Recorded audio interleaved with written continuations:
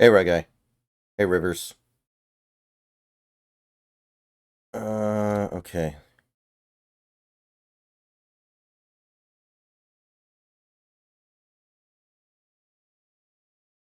Hey, Flipside.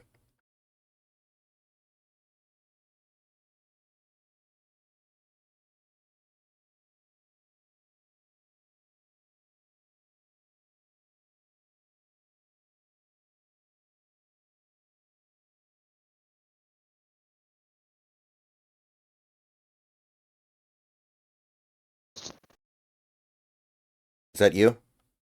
Yes. All right. So we are on stream now. I think everything's good. I am genuinely surprised that the AP hasn't called Pennsylvania for Trump I yet. think they're the only ones who haven't because CNN and MSNBC have done it. Exactly. They're the only ones who haven't. There are less than 200,000 votes remaining to be counted, and Trump has a 200,000 vote lead. Why would you still be counting? It does not make very much sense at all, does it? Hey, Lord Revan. All right. So there's new PowerWash DLC, and I figured tonight would be a good night to do it because you can kind of play it very chill. You can check your phone a lot. You can talk about stuff that has nothing to do with the game very easily because how much can you really talk about, you know, power washing?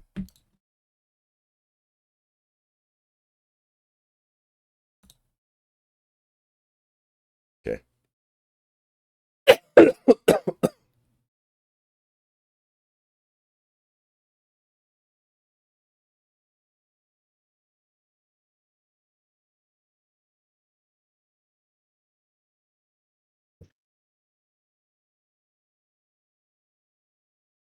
Okay, you should be able to join my session. Just a second. Mhm.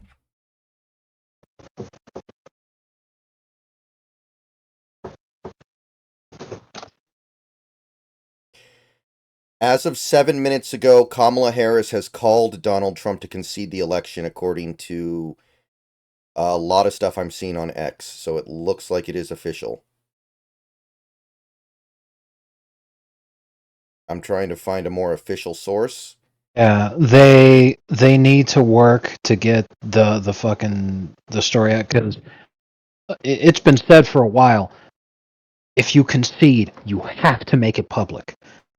So if you're a bitch like Hillary and you don't win, and by the way, a woman has only been the nominee for president twice, and both times when she has lost, she refused to make a public concession.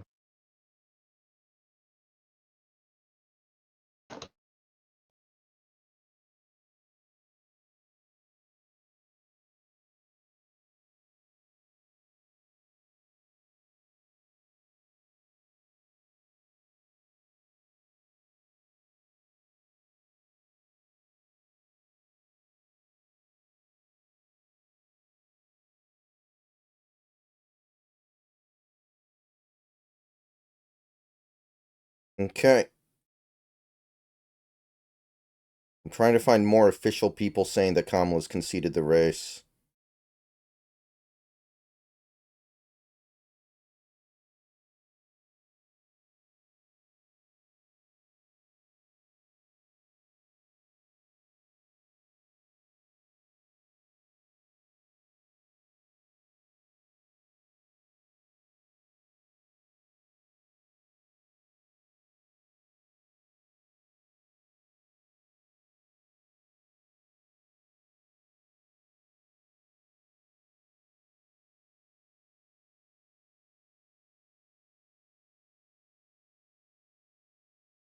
Okay. So you guys should be able to see the game now. Snacks hasn't joined us quite yet, but he will. And then we're going to power wash. I don't know. I think this is a location from Shrek, but I have not seen Shrek in like coming up on 20 years, so I don't remember Shrek very well.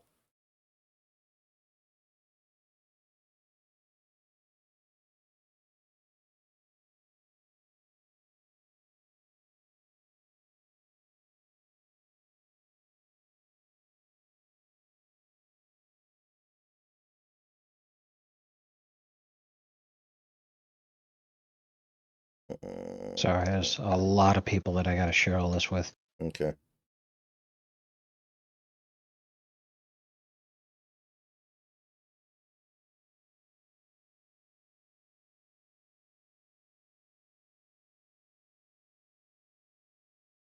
Okay, now they're saying we're a favorite to win the House, so it's looking a little bit better than it did about an hour ago.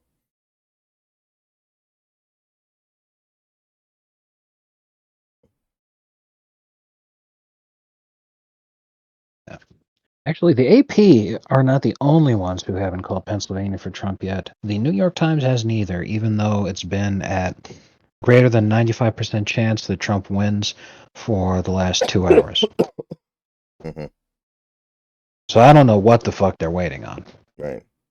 But that it it's completely. I'm hearing fireworks here too. I live in fucking California, guys. I'm hearing fireworks. Let's go. Hmm.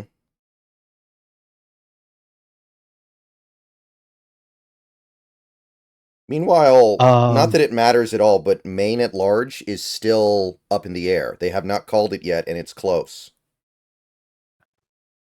keep in mind, New York was a closer race than Texas. And Florida. And we all heard about this blue Texas shit. And like you said, and Florida, people were still coping. Florida's a swing state. Yeah, no. Hmm. And Seltzer in fucking ruins. Yeah, she's got to retire now. She's got to retire. There's no other thing to Yes, do now. She's literally off by like 20 something points in one of the most absolutely. important polls of her life. Yeah, I think Blue Texas is now like off the table for at least another, I'd say, 20 years. Like you Yeah, can. for at least right, for at least a generation because bro, Hispanics broke for Trump so hard. I have someone that I work with who should be the definitive I don't like Trump person Hmm. because this is an elderly Hispanic grandmother who only very recently got her citizenship. And she did it through the California fuckery because she initially came into the country illegally. But Hmm. that was like back in the 90s. Um, she's the person you would expect absolutely not like Trump at all. And what's more is that she she says she doesn't like him. She thinks he's a very bad person. But she says, but I don't care if he's a bad person. We need him. Hmm. So I voted for him today. And I'm like, good for you. I'm gonna miss you, but good for you. But like hearing that shit, bro. Hearing that shit. I'm like, it's over. So like even Nate Crystal still went for the whole, oh yeah, it's 50-50. It's a total and complete toss up, which I'm surprised that he actually like it's not because he was trying to save face. I firmly believe that it's because he was terrified of just coming right out and saying it Hmm. because he has said that there's a very strong chance that whatever candidate wins the election actually sweeps all the swing states. Trump is doing that. Yeah.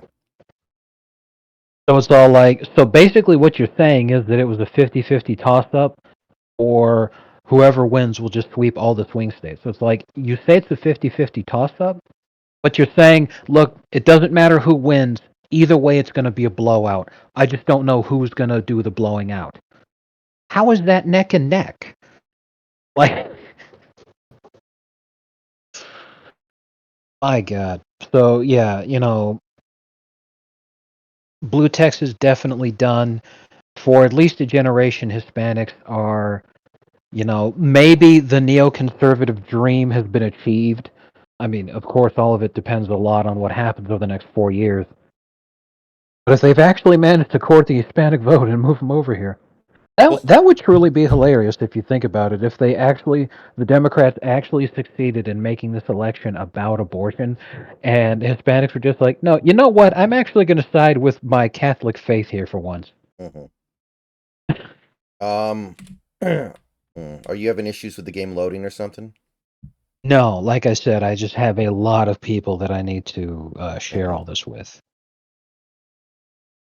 So it's taking me a minute, but I also feel like for oh shit, Trump is actually Yeah, I he see took him. the stage. I see him.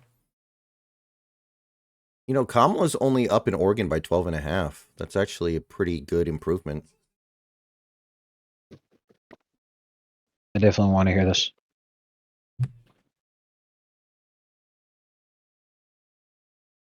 Oh, this is the Proud to Be an American song. Okay.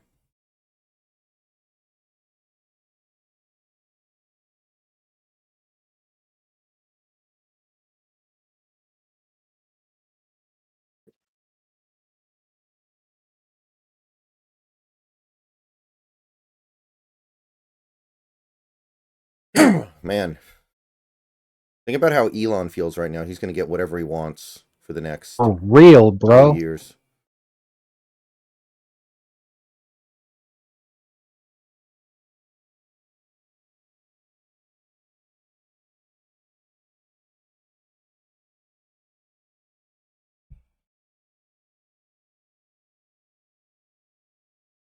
So, I haven't watched the Young Turk stream from tonight, but my understanding is that you know, Chunk Yogurt was very upset, but apparently Anna Kasparian was not, and a lot of people actually think she voted for Trump. More than likely.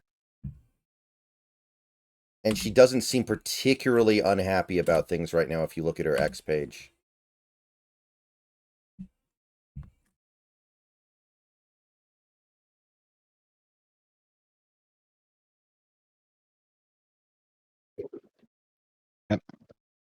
Yeah, he's sitting at 267 electoral votes right now, officially based off of what states have been called. But like, there's literally no fucking chance they'd lose this because number one, Alaska's always Republican, and number two, he's leading every single fucking swing state. So Mm-hmm.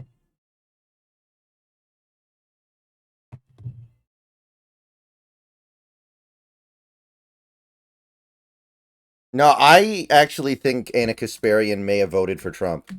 It's hard to know for sure, but she was not that unhappy tonight, apparently. And she was very unhappy 8 years ago.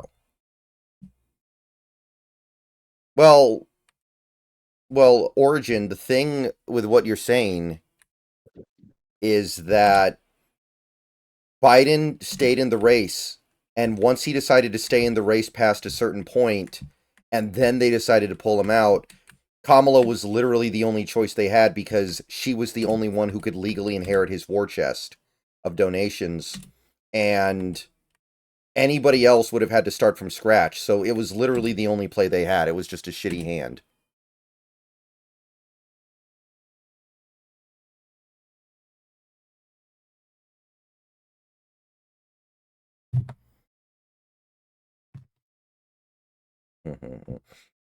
I know. I think there are a lot of people who have been like wanting Sank to kick Anna off the Young Turks, but he refuses to do it. Yeah, if Biden announces he wasn't running for re-election 2 years ago, then you're probably going to get something like Josh Shapiro or Andy Bashir.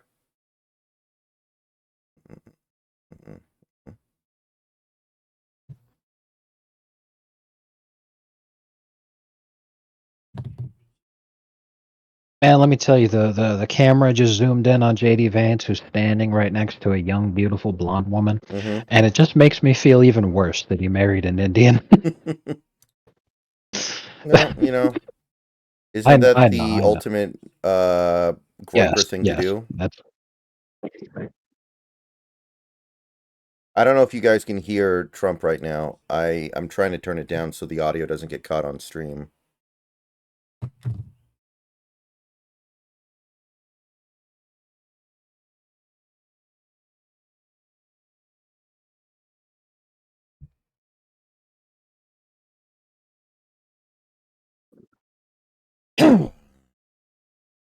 Okay, it is now being reported pretty reliably that Kamala has called Trump and conceded the race.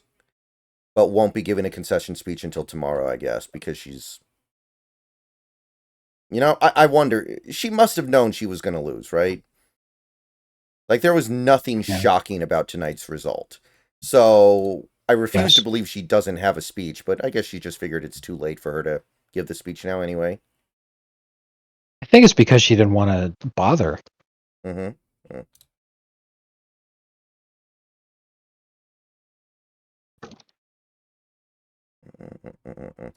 I mean, think about what happens to Kamala now.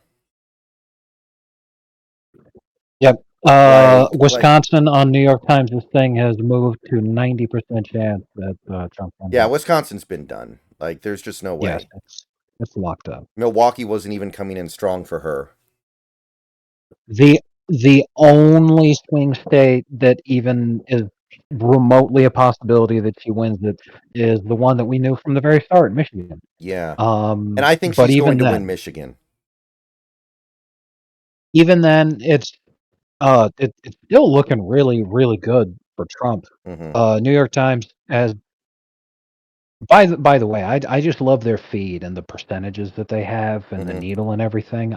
That's just why I use them so much. It's not like I subscribe to the New York Times or anything. I don't care about them. As far as I'm concerned, everybody who works for that organization can fucking die, and I wouldn't give a singular fuck. But yeah, I just like the presentation. They have Michigan's 76% chance that Trump wins it. Yeah. I think that's probably about right.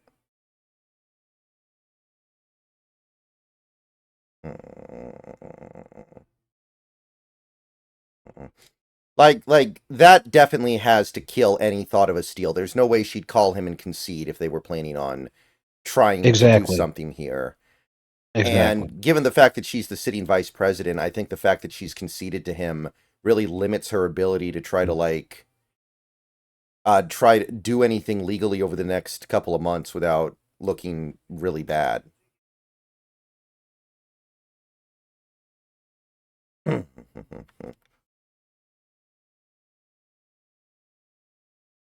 even blame Jill Stein this time. Can't blame third party candidates at all. Because not only do you have that going on, but RFK still got a substantial number of votes, not enough to where it would have actually affected the outcome. But the thing is, he deliberately wanted to be taken off the ballot, and they refused and kept him on to try to hurt Trump, and it completely fucking backfired, which is truly hysterical. Mm-hmm. Anyway, yeah, let me. I'm just way too involved in speech. I hadn't even bothered trying to. Yeah, that's fine. I'll just go ahead and start cleaning, I guess, then. And you'll come in when you come in. It's a I big. click join. I click join right now. Oh, okay.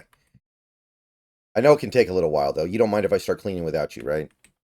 Yeah, go for it. Mm-hmm.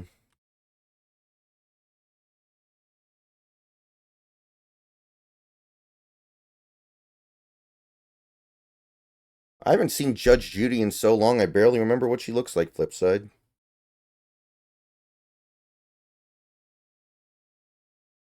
Well, JS, I mean Oh, he the loves thing white. that people don't get is that once a Latino or Hispanic person is in the country, they don't want other people to just be let into the country either. Especially if they came here legally. If they came here legally, then they view coming in illegally as jumping the line and doing it wrong and spitting in the face of all the sacrifices that they made to have to come here legally. If they came here illegally, then yeah, they're the kind of person who climbs the ladder and wants to pull it up behind them and Yeah. say, "No, I got mine. Fuck the rest of you." Anyway, for those of you who may not remember from Shrek, this is the actual city where Lord Farquaad is the ruler, and you can see his gigantic little tower thing in Okay. fucking I see it. in the distance. Shrek goes, "Do you think maybe he's compensating for something?" Yeah, I remember that. I don't remember a Yeah. lot about Shrek, but I remember that. Well, this is Duloc, and as a matter of fact, this is the little puppeteering station thing where they do a little song for Shrek when he shows up. Mm-hmm. They say, "Please keep off of the grass. Shine your shoes, wipe your," and then they all bend over. But then they turn around and they go face. Mm-hmm. because it was a kids show and you're not supposed to say Yeah. ass. Yeah. So, what Shrek movies have you seen? Because I've only seen the first two.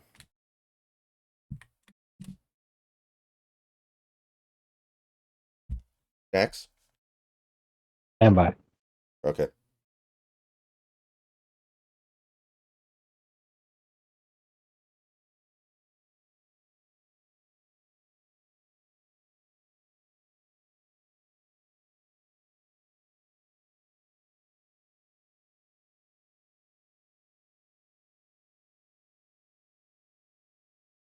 Mm-mm, mm-mm, mm.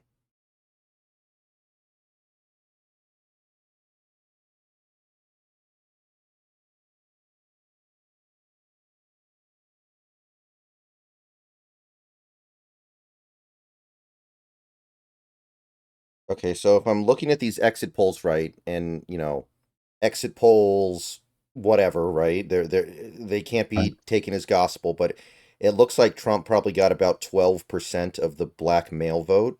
No, the black vote overall, which is a 3% improvement over last time, which is actually about what I thought he was going to end up with. Yeah. Um. So yeah, obviously people are not talking about that anywhere near as much as they were talking about the Hispanic thing because it turned out getting Enrique was a lot more likely than getting Jamal. Hmm. Um. Which is what everybody was fucking telling them. It's like, look, it doesn't matter if you get the Hispanic vote or not. Whatever. Who cares? But for the love of Christ, don't even bother chasing the black vote. Spending that much time and resources on it was completely retarded. And the moment that okay, finally, the New York Times has finally called Pennsylvania for Trump, and because they've finally called Pennsylvania for Trump, and they have also called Alaska for Trump, that it's over. They've called it for Trump. They said he's at 270. Hmm. It is over. So the New York Times says Trump wins the election. It is all over. Hmm. But anyway, yeah. So because Hispanics went much further than blacks did, you Hmm. have the situation now where Hispanics are being blamed for Trump winning. So you right now the leftist meltdown as it happens is uh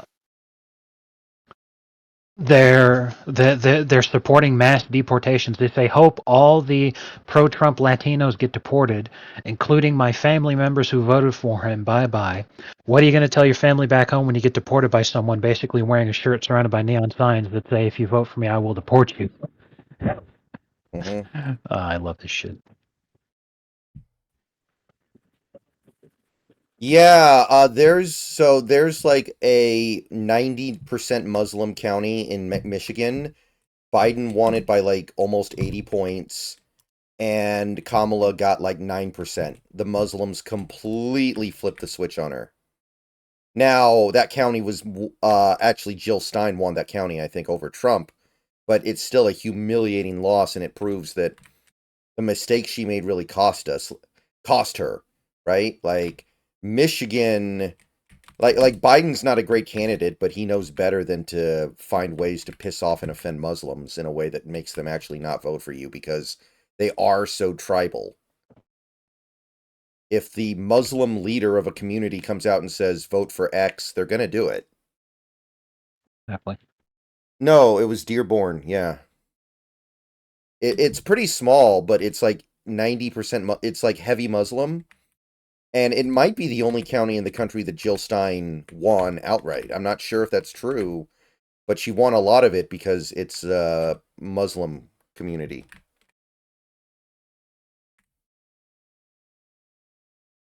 And I think communities like that probably move as a monolith. Like if one of them is ditching the Democrat candidate to vote third party or for Trump, then most of them are. Okay, I'm not talking about the county. I'm talking about the city then. I thought it was Dearborn County, but I guess Dearborn's a city.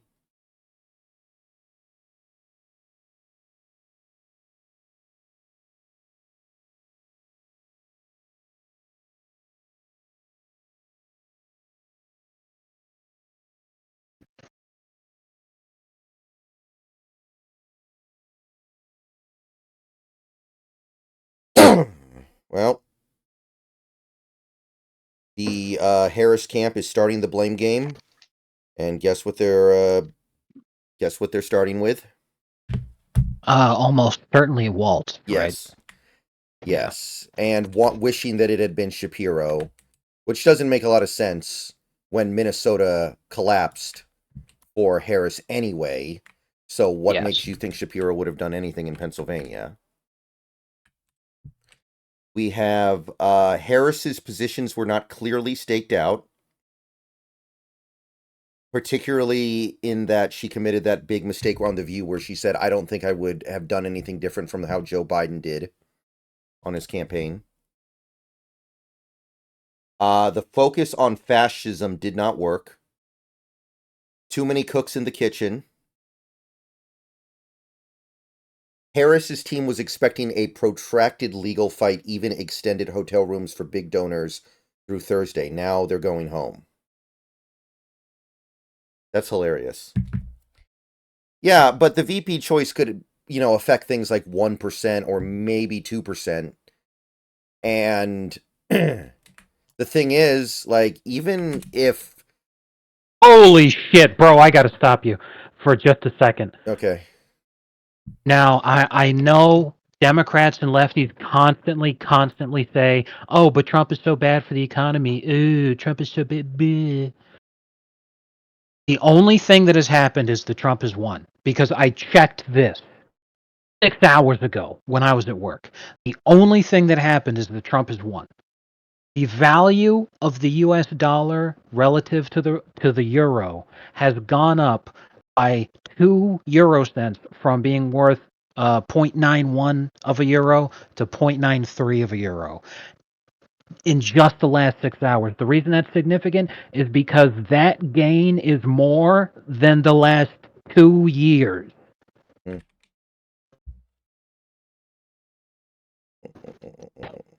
Holy fuck.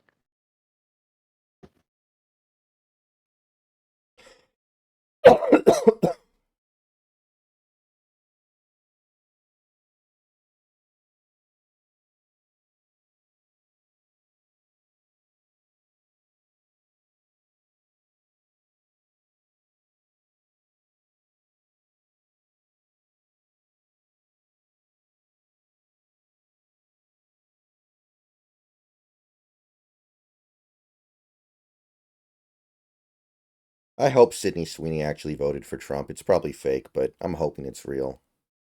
Well, the Michael Jordan voting for Trump was supposedly fake, but the thing is that Michael Jordan didn't deny it. Mm-hmm. He just, which was even hilarious. He said, "Now look, I'm not going to sit here and say that I voted for Donald Trump. But what I am going to say is, just like I said all those years ago, Republicans buy sneakers too. Well, so do Democrats. So I'm not going to come out and make any kind of an endorsement for anybody. But the fact that he would sit there and say Democrats buy sneakers too after all this time, I think he might have voted for Trump." Yeah, I think people would be surprised at how many like really wealthy black people do vote for Trump, like athletes, retired athletes in particular.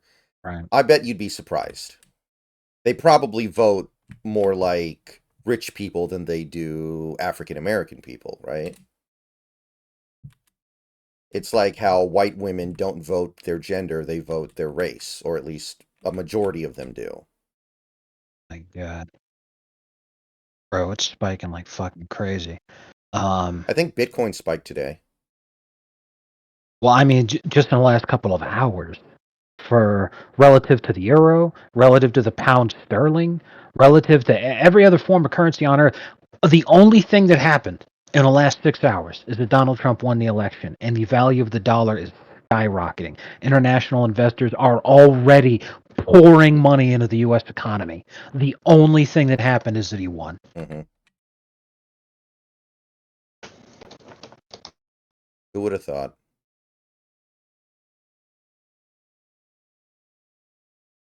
Oh yeah, so I asked you before you left earlier, and I think you maybe didn't hear it. How many Shrek movies have you seen? Just the first two. I never Yeah, watched that's the same for me. I've three. seen the first two, and that's it. I don't even know if there's any after 3 because I know that there's a movie specifically about Puss in Boots, Mm-hmm. but I don't know if there was a Shrek 4 or if they just went from 3 to that movie about Puss in Boots. I think there was a But Shrek 4 and there's going to be a 5. But yeah, I never saw 3 or 4 or Puss in Boots. we do live in 2024. Let me see here. List of Shrek movies.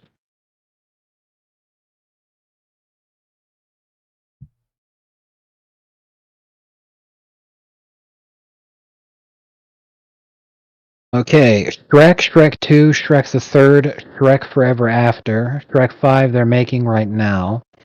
Is expected to be released in July of 2026. They made the Puss in Boots movie. They made 1, then they made 2, Puss in Boots: The Last Wish. They also made a special Shrek. Oh no, they made a number of short Shrek films. Let's see here. They made Shrek in the Swamp Karaoke Dance Party, Shrek 4D, Donkey's Caroling Christmas-tacular, Shrek Yule Log, The Pig Who Cried Werewolf, Thriller Night, Puss in Boots: The Three Diablos, Puss in Boots: The Trident, Wow. and Shrek the Halls.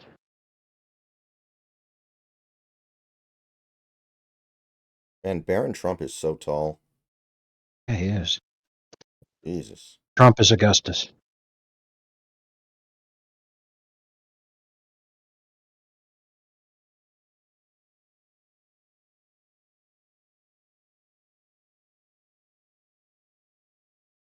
I knew we were going to win the moment Jim Cramer said that Wall Street was preparing for Kamala to win. Mm-hmm.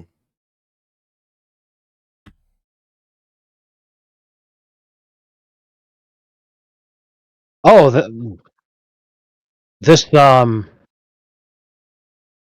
this this thing that you sent me here, this picture. One of these things is not like the other. Well, it's obviously to Barron's immediate left, William Shatner.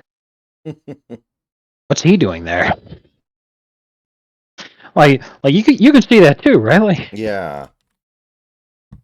uh, Wow. Yeah. I mean, I don't think it is him, but it's very close. That is remarkable.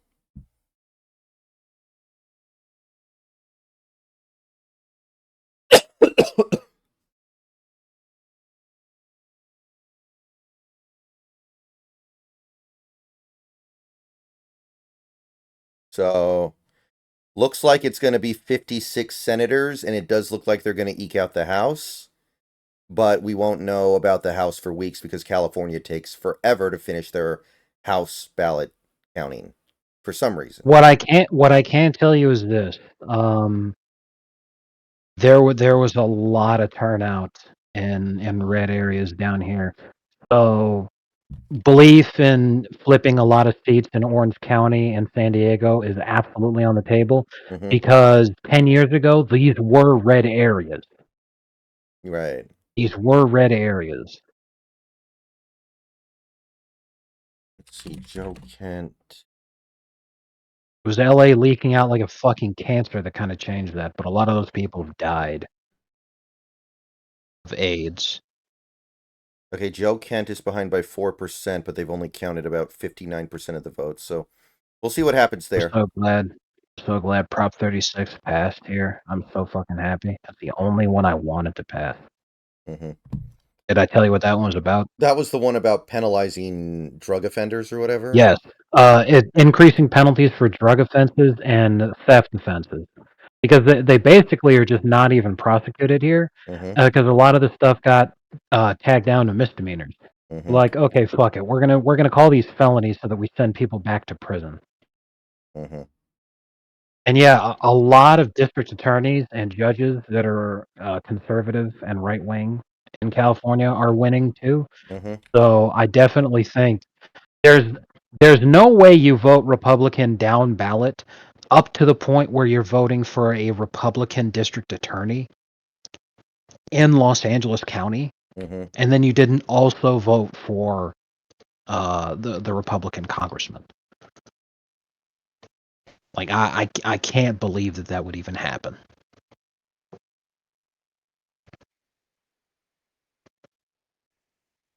Ooh, boy. Please keep off of the grass, shine your shoes, wipe your face.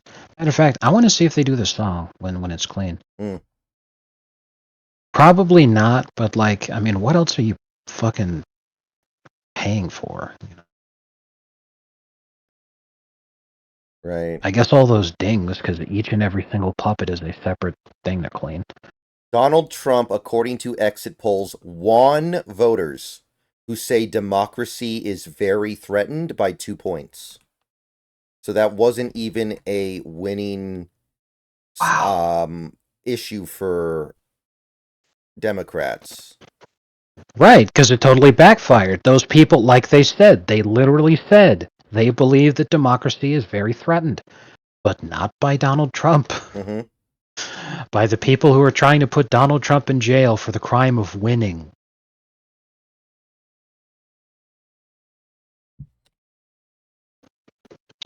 Yes, there's a word for that. It's called irony.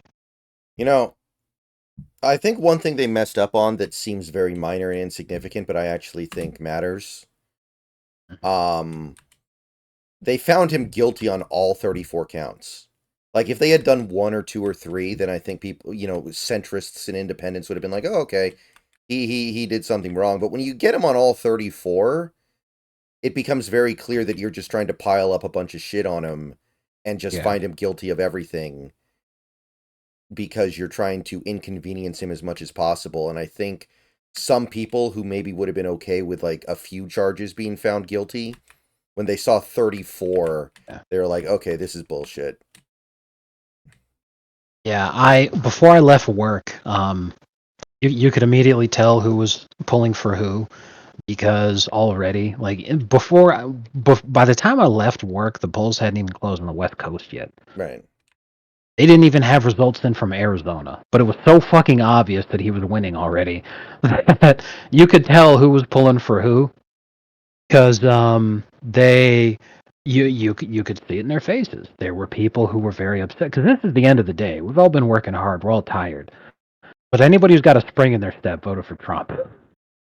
And anybody who's just like a miserable fucking cunt did not want him to win. That doesn't mean they voted for Kamala or they supported her or they liked her or anything. They just didn't want Trump to win. And I didn't hear any of this. Hey man, Kamala can still win. It's not over yet. She could easily still, because at the time she was even leading by just a tiny bit in Pennsylvania. So like, yeah, she could still blah blah blah. I didn't hear any of that. All I heard was, well, you already know that Trump's not going to do any of the stuff that he said he was gonna. Mm-hmm. So then I explained to one of my coworkers, I'm like, you know what I was doing 4 years ago? I was working in construction. And you know what Joe Biden did? He ruined my fucking job. And now I'm here after years of working at a fucking gas station. If Donald Trump played golf for 4 years and did jack shit, I'd still be happy as a fucking clam. Because I voted for revenge. I don't give a fuck about what he does. I want these people to fuck off forever and be miserable because they ruined my goddamn life. And he said, "Oh, that's real, man. That's legit. I can respect that." And I'm like, "Yeah, I feel it. Mm-hmm. Thanks for not making a big thing out of it, I guess."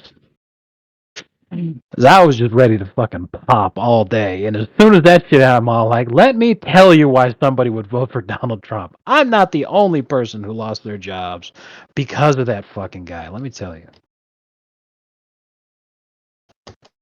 So I'm like, hey man, I moved on with my life. I'm not even going to go back to construction now that Trump's in office. I'm doing other things now. Mm-hmm. All I'm saying is it didn't have to be this way.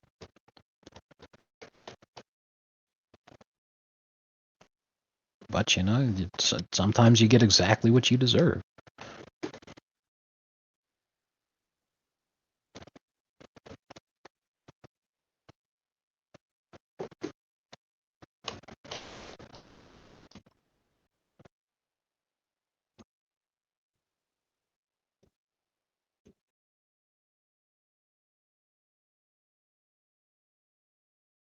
Too excited, man. It's going to be hard to go to sleep. I feel you. At the same time, though, I'm so fucking tired. Yeah. I don't think we're going to be streaming for a super long time tonight or anything. I just figured since we ended up having a relatively early night, we could squeeze in something and people would probably want to see a stream anyway. So I was like, okay, since everything was clean, like that's the thing. There was like one little indicator in Indiana that things were going kind of bad early, and then everything that happened after was just like, oh, business as usual. Like everything's good. Turnout's bigger in rural counties. So suburbs didn't move. Urban areas completely crashed through the floor over and over and over again. There were like maybe one or two bad indicators all night. It was so clean. There was never a moment where you were actually concerned about the big picture.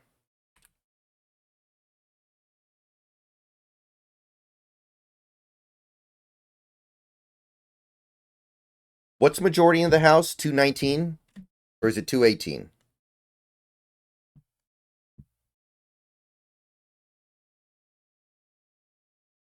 218, okay. I'm All right, Trump. sorry? Trump has already finished speaking. Apparently, Yes, he's already walking off. very true. And he's walking off to YMCA. Rolling Stones didn't let him use their songs anymore or something? He should have done it just to fucking, Hmm. just a meme on him. So Just to be like, all right, apparently, motherfucker. Kamala won the boomer vote by 1 point, 50 to 49. So the Oh man, boomers actually tried to leave one last FU to the rest of us. They tried. yes, they did, and it didn't fucking work. Generation X voted for Trump heavily enough to offset the fact that Kamala won young voters and young-ish voters by a little bit. She didn't win young voters by nearly enough, of course. I mean, I'm looking at these numbers. It's kind of a disaster, but she did win it.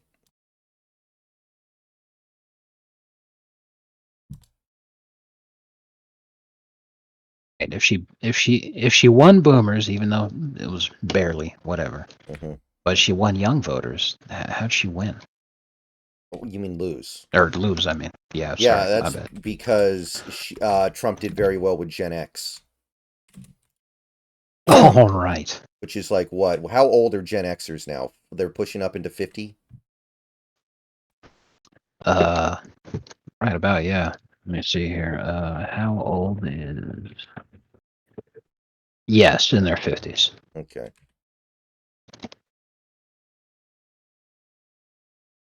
Crazy that the boomers would do that. That actually surprises me. I thought maybe the margin would get closer. I did not think she would win it. Mm.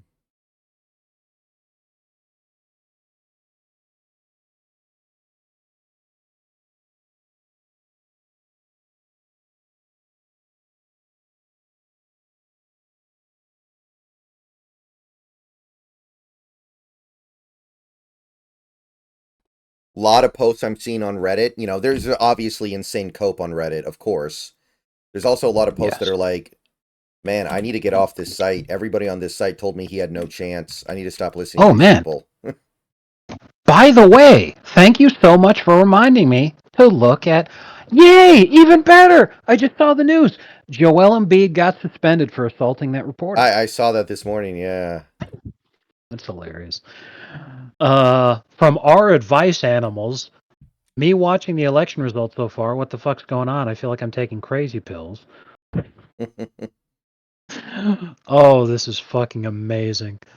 You stupid sons of bitches. Because they really thought they were good to go.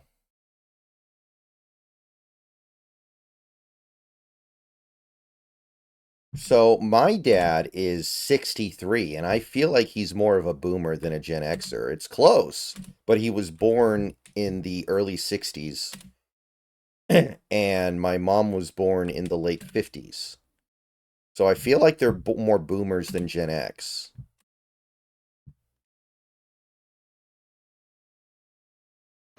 This is really so hilarious. One of the top threads on Reddit. In retrospect, Harris made the right call not to be interviewed by Rogan because Joe endorsed Trump. Hmm. So they're like, yeah, it would have been an ambush, and it's all like, okay. Either way, she lost. Did you guys? Yeah. Did you guys not get the message? Oh my god. Well, One of the top threads on Reddit right now, r/Europe. What's the mood? And it's a picture of everybody in Europe, and when you know it, they drew most of those people as brown. That's hilarious. Watching the United States. Oh my god, that is really funny. she should have still sent Walls. Yeah, Walls would have done better on Rogan than Kamala would have, but I don't know if he would have done good. But yeah, Rogan was talking about this the other day. He basically said, yeah, she wanted to do the podcast with me, but she said she only wanted to do 45 minutes. And I was like, no, I'm not going to do that. I don't think I learn anything in 45 minutes. I got to get to like hour 2, hour 3. Bro, I have to read this one directly to you. It is too funny. Am I overreacting? Is the name of the subreddit. R/Am I overreacting? Mm. Breakup due to election. Okay, so I, a 25-year-old female, broke up with my boyfriend, a 27-year-old male today. Now I'm questioning if I overreacted. We've been together for over 3 years, and politics has never been a big thing we talked about. We kind of just avoided it because I knew we didn't see eye to eye on a lot of things, but with the election today, I felt like I just couldn't stay quiet anymore. This morning, I asked him if he was voting, and he said, no, I don't care. I asked him why he didn't care, and he just shrugged and said, they're both terrible. I'm not voting for either a dictator or the Democrats' Hail Mary.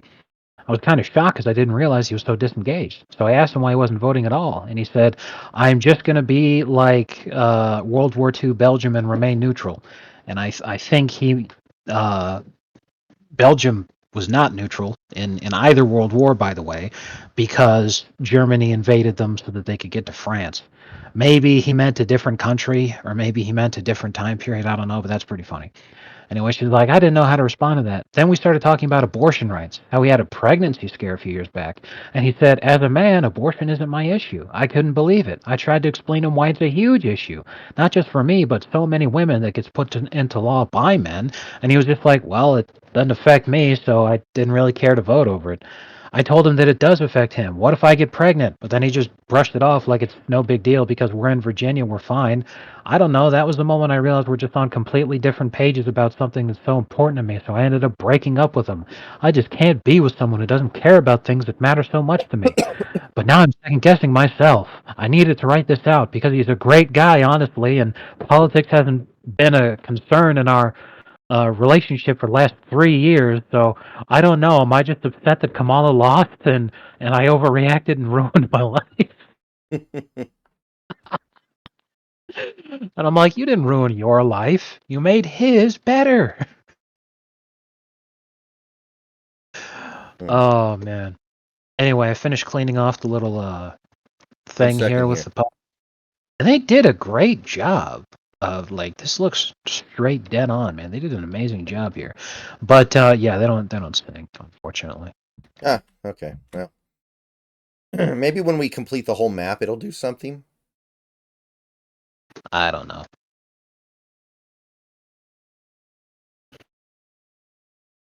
Yeah, I did not have Texas going red by 14 points. I thought it could be like 12. So, granted, there's not a big difference between 14 and 12, but I still did not think we were getting 14. Hey, Gino for MVP, what's up? I now look. I was saying Trump was going to win long before this happened. Mm-hmm. And if you would ask me, do you think he's going to win Texas? I would have said, are you retarded? Yes, he's going to win Texas by at least double digits. Um, even even if like if you had told me he was going to win it by 14, I would have said, yeah, that sounds pretty okay. You know, because I knew he was going to win by a lot. But if you had told me that the lead for Trump in Texas would be larger than the lead for Kamala in New York, man, I would have been shocked. Oh, shit, I think they just declared McCormick the winner in Pennsylvania.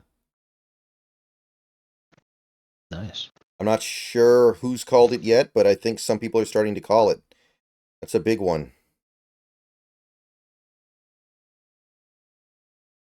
And Sam Brown, Deadpool, is on track to potentially win.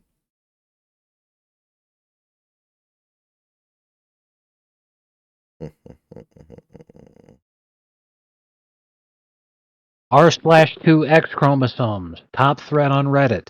Is anyone else having a panic attack right now? 3,000 comments.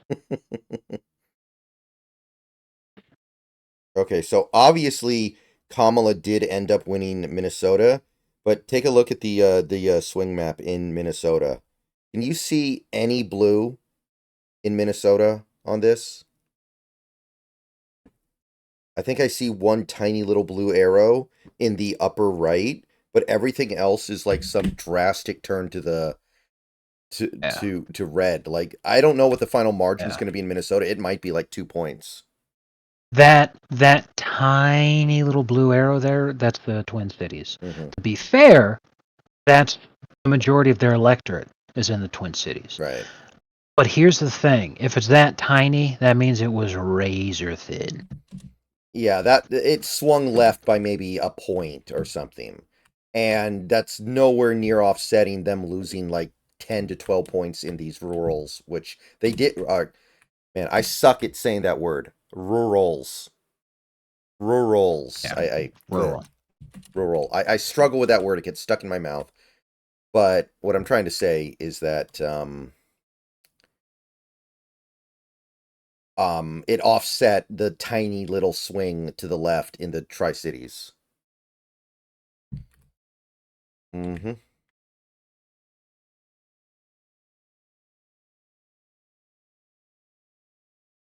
You know? Yeah, I yeah. guess the It's just projection is that Trump's going to win the popular vote by about 1.3. So they're not even going let's to be able go. to electoral college cope. Exactly. They're going to be malding so hard.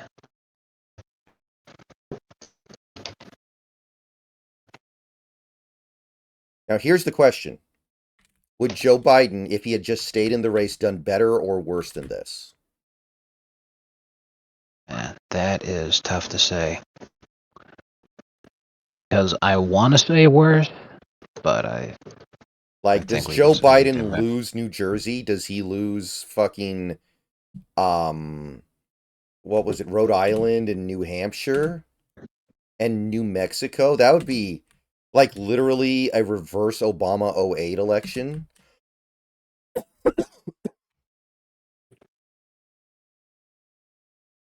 Yeah, Harris is going to win Virginia by about the same amount that Hillary did, which I mean, that's pathetic for her, and it was a terrible portend of what would come later that night. But Virginia isn't red yet, but I mean, 2028 is New Jersey a swing state? Are we actually going to get there? It's kind of feeling like it. Like New Jersey may end up being within 3 points when this is over. I'm not Yeah. sure. Okay, so New York Times' website, Wisconsin, 90% Trump. Arizona, 82% Trump. Michigan has actually jumped Nevada, 82% Trump. Nevada is the lowest, 79% Trump. I That is actually that is, think that's backwards. I think Nevada's way cleaner than Michigan. and I do agree. But this is just their projection. Right. They have it as that is likelihood. But yeah, it's completely ogre. Oh, it's been over It for is a while. We're just trying to figure out what the final score is. yes. Can Three Kamala yeah, score a garbage time touchdown? yes. 312 with a clean sweep of the swing states. That's what Yeah. I've been saying for weeks. It's what I'm saying now. Let's go. We love to see it. So there are several pollsters that got this race right, but there are a few that are just going to be put out to pasture, man. Like, goddamn. Yes, like Ann Seltzer. Yeah, I mean, this was probably her last election, no matter what. But is anybody going to ever listen to like the New York Times again when it comes to polling, or Yeah. Emerson, or these colleges that do polling? Well, it's extremely tough because of exactly this kind of thing. Like it's like I was saying earlier. All anyone was talking about at work is I thought it was going to be close. Hmm. This is not close. Even if they want to have people believe that it was close, because it's like, well, look at the vote totals. 2020 was close. This is not a close election. Yeah, this is probably more decisive. Actually, it's a lot more decisive than 2016. Exactly. On account of the fact that he won the popular vote, this is the most decisive Republican victory that we have seen since 2004. Electoral college wise, this is the most decisive victory we have seen since 1988. This is a generational ass kicking because the last time a Republican got this many, well, first of all, he's probably going to end up breaking the record for the most amount of votes that the Republicans have gotten. But Mm-hmm. in addition to the fact that he's won the popular vote, it's the first time since 2004. It's been 20 years. That's a generation. That's a generational ass kicking.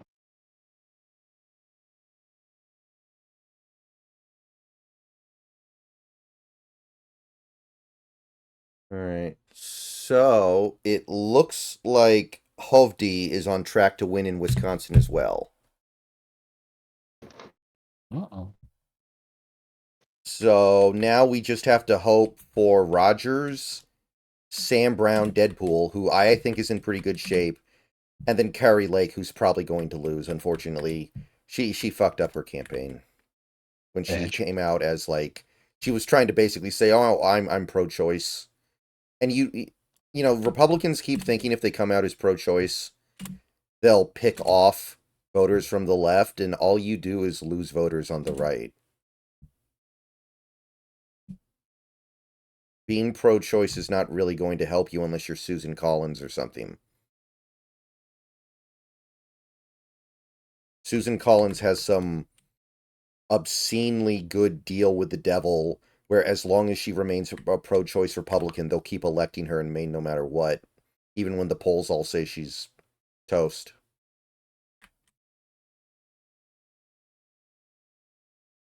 Should I just stay up all night and continue to watch the coverage just in case? You Just so, can if you want to. Um, I have to go to bed. yeah, Uh, I feel all you. right. So, New York Times, this thing has updated again. Wisconsin now at 93. Arizona hasn't moved. Nevada's at 80. And Michigan reverted to 79.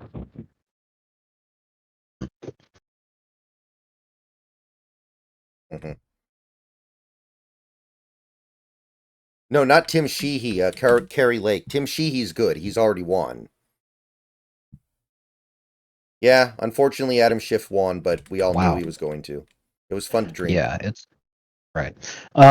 So, New York Times has an update here from 25 minutes ago from Jonathan Ellis, the deputy editor.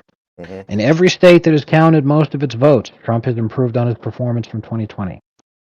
He has flipped Georgia and Pennsylvania and needs only one more swing state to win, which is wildly fucking retarded because remember, this post is from 25 minutes ago. North Carolina was the first state that got called. The first swing state that got called. Hmm. But he says he has flipped Georgia and Pennsylvania and needs only one more swing state to win from 25 minutes ago, which is insanely fucking retarded. Like, bro. At that point, I think he can win Alaska and he's good. That's not a swing state. Like, Yeah. He said Alaska, which has not voted for a Democrat in 60 years, would put him over the top. They will not call the election for Trump until Alaska gets called. But the thing is that according to their own model, Alaska is it's greater than 95% chance that Trump wins Alaska. mm-hmm, And the results as they're coming in, oh no, I'm sorry, these are not the results. These are actually their estimates for mm-hmm, what they believe the final vote tally will be. Trump to win by 31 points in Alaska. Why wouldn't you call it? mm-hmm. Apparently, CNN hasn't called it yet either, even though they gave him Pennsylvania, and I think they're literally just waiting on Alaska or an equivalent just to be sure. Whereas Fox, what did Fox do differently? Fox gave him Pennsylvania, Okay, all Georgia, right, and all right. Wisconsin. Sorry, my bad. They're using strange abbreviations. The AL that I clicked on, um, At large, yeah. yeah. So that was not the thing. They're actually having projected that Trump wins Alaska by 13 votes. 13%, you mean, right? Yep, sorry. Yeah, 13%. Right now, the latest results from 3 minutes ago, 64% of the votes are in Alaska, and Trump has a 16-point lead, 56-40. With 64% of the votes in, and only 36% of the votes remain to be counted, and he has a 16-point lead. It's safe to call it. It's over. Mm-hmm. Why would you not? Absolutely. Hmm. As their Okay. model has, greater than 95% chance that he wins, but it's all like you are literally waiting until the last possible moment. This race was officially over 3 hours ago. All right. Real American just called Hovde to win the Wisconsin Senate race. And he usually does not do a call unless he's really, really confident. And he lives in Wisconsin, so he knows that state well. So I think that we can now say that McCormick is good and Hovde is good, and now we're just waiting on Sam Brown, Carrie Lake, and Rogers just to see what happens there. Lake looks like she's going to get closer. I'm not sure it'll be enough, but cannot completely rule it out.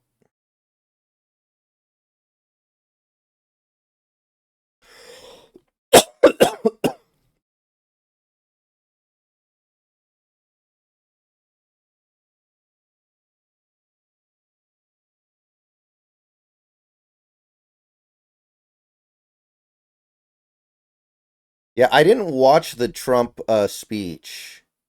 I don't know if he specifically talked about Kamala at all, conceding the race to him, supposedly right before he went on stage.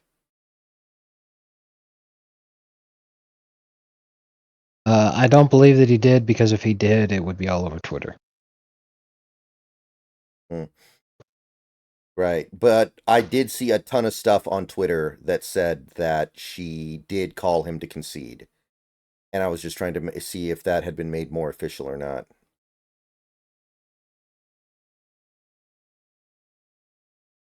All right, man. My coal list on X is going to get so much work. Yeah, I already can, because bro, I've been bookmarking posts where I knew exactly this shit was gonna happen. I'm like, I can't wait to fucking clown you when it's over. Right. I've been bookmarking posts. I don't know how to add people to lists, but I save stuff in my notifications when people would reply to me and be mauled at me and all that shit. Mm-hmm. All the posts are gone. All the accounts are privated or deleted Mm-hmm. already. A lot of mine are too, but I made the list. So some of them are still here. So, there's fun to be had.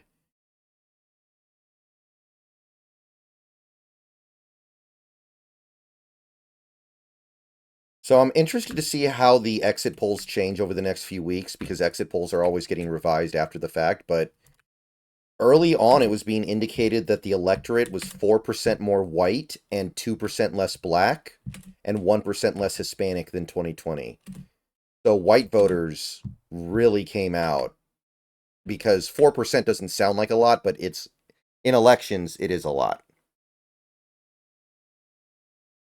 If you can turn your white turnout from 67% of the electorate to 71, I think 71 is more than the white turnout in 2016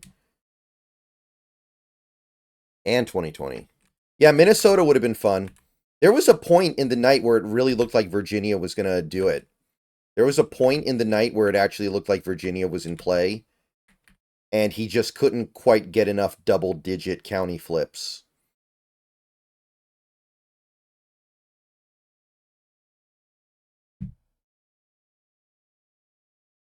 Virginia is worth a hell of a lot more, too.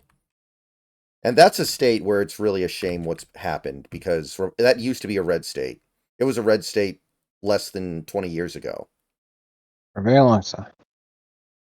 And then the Virginia GOP just basically died after they won Bush's second term.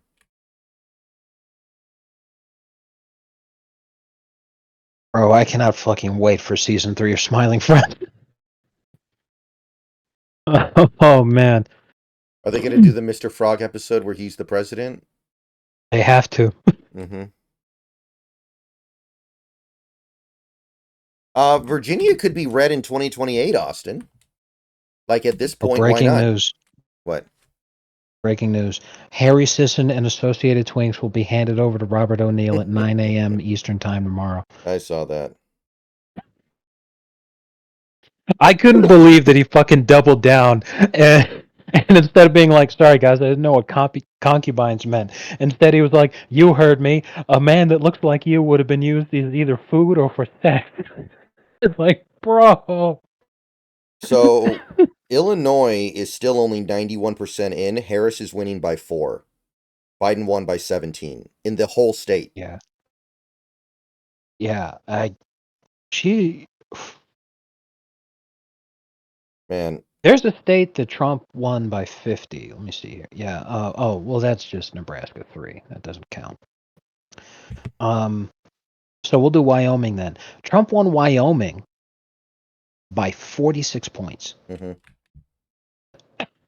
Well, that Liz Cheney endorsement was really meaningful then, huh? There is no Kamala win that is bigger than that, number one. But number two, for Vermont, which is almost done counting, she won that by 32. That's the best she could do. So Trump beat her biggest lead by 14. Yeah, I mean, That's the only state she had a win that was over 30 points too. Trump had 1, 2, 3, 4, 5, 6, 7, 8, 9, 10. He had 11 states that were over 30. She had 1.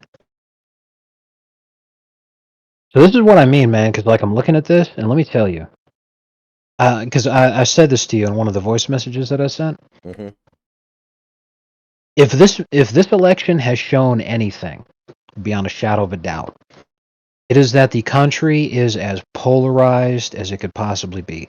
They tried telling us that this was going to be a close election, but it was not. Trump basically dog walked this bitch, and she barely had substantial leads in even long-term substantial lead states. Like the fact that New York is closer than Texas, the fact that fucking New Jersey is closer than the I think, the fucking Maine. What the hell? yeah. New Jersey may end up being closer than like Wisconsin. It's within the realm of possibility. Yeah, so like it is completely insane that all these deep blue Democrat strongholds was just a knife fight. That's where it was actually close. But then in places that vote red, just to the moon, Mr. President. Holy shit. Yeah. So Shot off like a rocket. before today, my theory was that Kamala would just become California governor in 2 years when Newsom leaves. But now, does she kind of get cast out of the party as like this leper because she got humiliated so badly when they needed a win in the worst way? Yes. Like, is she now like a pariah and they just want her to fuck off? That is exactly what is going to happen to Waltz.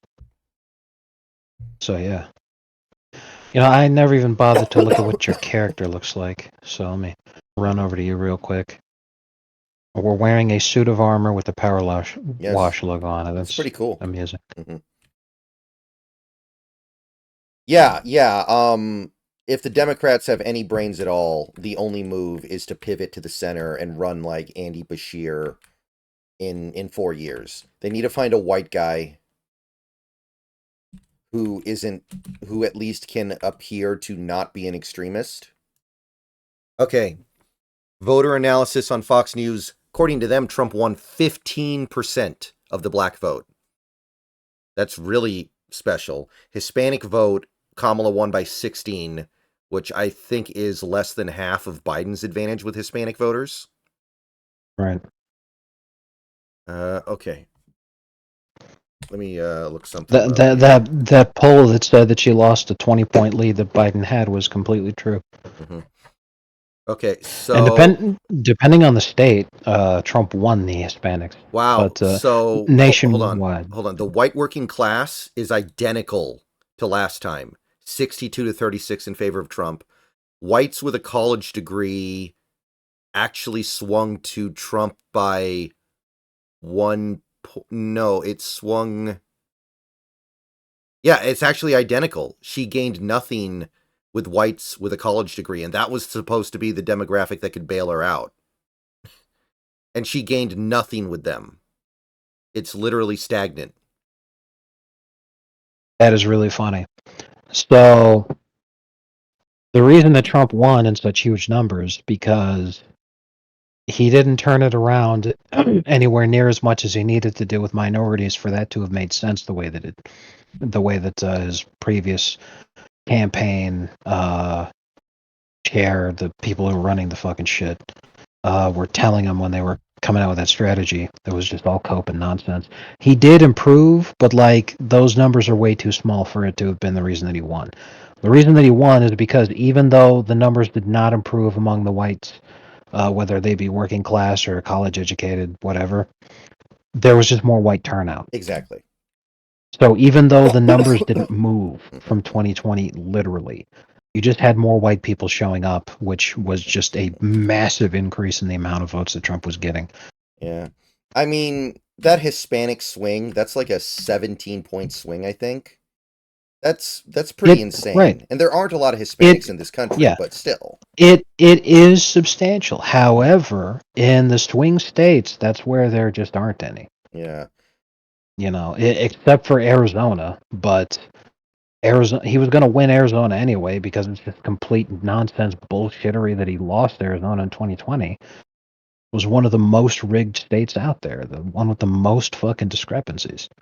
They still have ongoing court cases questioning the validity of 2020 ballots because there was no even attempt at signature matching. Mm-hmm.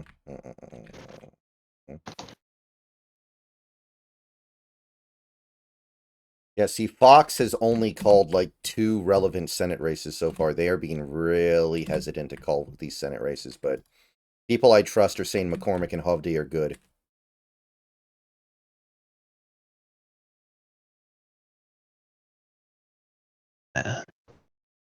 You can feel it, man. The worm has turned. So apparently, according to CNN, Kamala Harris did not outperform Joe Biden in a single county by more than 3%. She had a couple of counties where she improved on Biden by like less than 3%, very few. But in a vast majority, it collapsed to like 5 to 10 points in favor of Republicans. Yeah. That's why I do And this wonder if she just right. gets cast out of the party because she's, they realize we hate Right. you suck. Yes. And she was an awful candidate, by far the worst that the Democrats have ever put up, unquestionably. She didn't deserve to get this far because she only got 1% of the primary vote, less than that, the last time that she ran, because she's garbage and awful. The only reason she got this many votes is not because of who she is, but what she is. And I'm not even talking about the boxes that she checks as a diversity candidate. I mean, literally, she's just the person that is the D next to their name. That's why she got these votes. These people would have voted for a bowl of soup if you had put that up as the candidate. They don't care. But what we've learned is that that's not the majority of the country, so who gives a shit? They belong in the crystals. But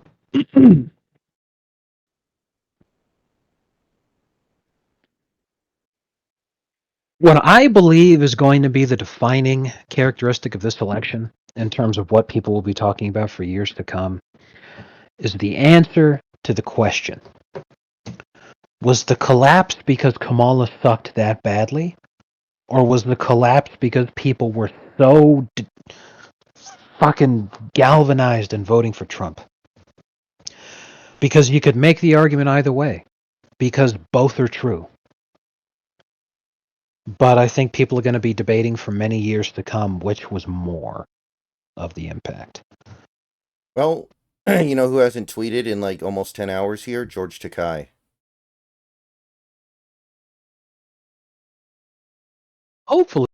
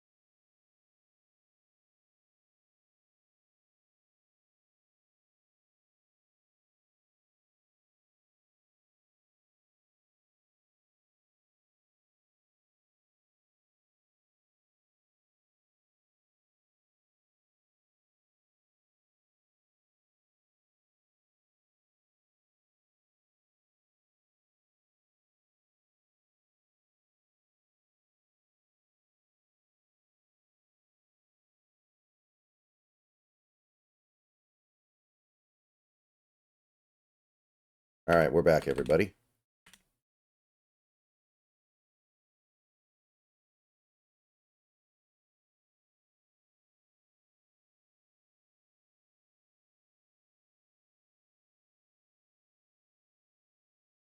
Oh, I'm sure he is, Dota, 100%. Of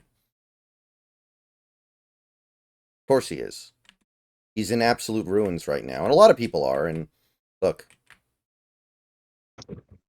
I'm kind of at the point now where I used to always feel bad for people after they're vanquished, but I'm really losing my ability to feel bad for these fucking people. Yes, I am so glad that they're crying. The self sustains me. Here's a comment from our politics. I remember going to bed 4 years ago, reluctantly coming to terms with the fact that Trump would be president again, and then waking up in the morning being pleasantly surprised. Predictions from early in the night were incorrect. Please let that happen again. And then 100 posts replying to that, begging it to be true. Please. Yeah, I mean the difference being that nobody called the race in 2020. Like Fox hadn't called it. The news Yeah. networks hadn't called it. Decision Desk hadn't called it. But now, I mean, look, Kamala's conceded the race. Honestly, Yeah. once you concede the race like that, it's really hard to like do anything. Like Well, that's in Hillary's right, right, book, right.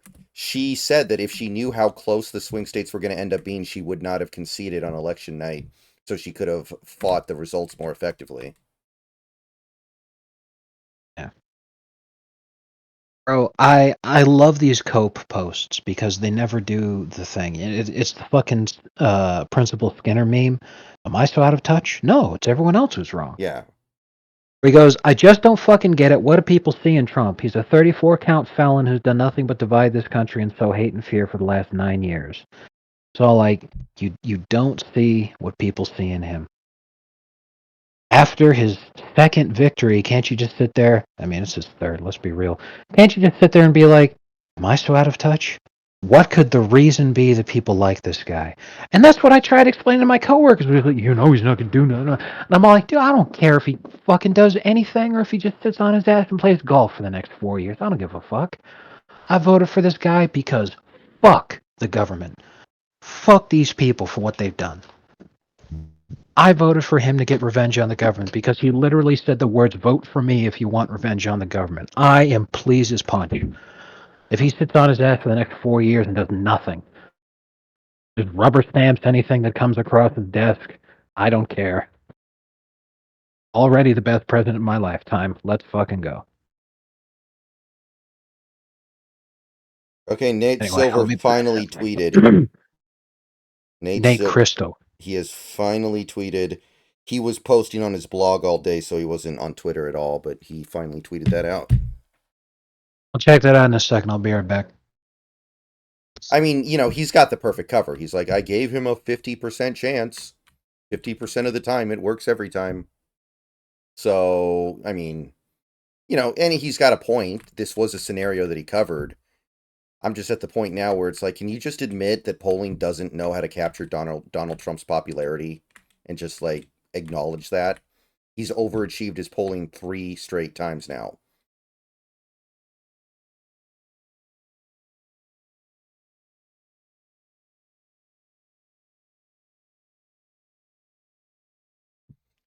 Because Nate Silver was the guy who had basically cracked the election code until Trump got involved, and Trump just ruins everything that he tries to do.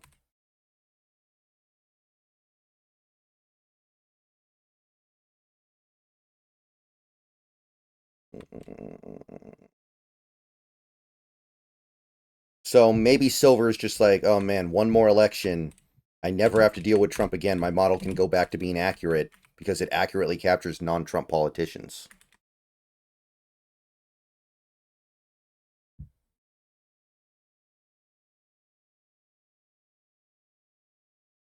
Kari Lake is down exactly 5 points with 52% in.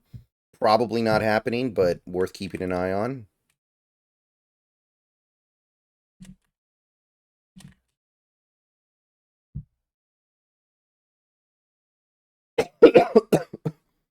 Mike Rogers is actually 5 points ahead of Slotkin, but 20% left.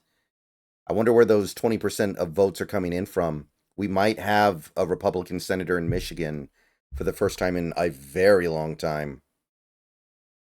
I think Trump is going to win Michigan for sure now at this point. I think that the question is what happens with Rogers because he's ahead by 5 points right now and there's 20% left of the vote. I did not think he was going to be that well positioned, but so far, he's actually looking like he might be in pretty decent shape here.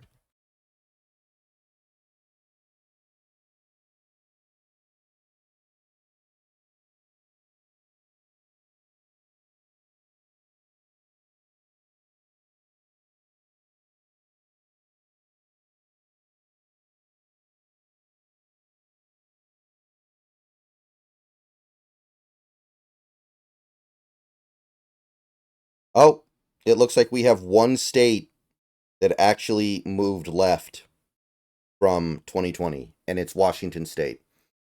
If I'm reading this chart correctly, Washington actually swung a little bit bluer compared to 2020.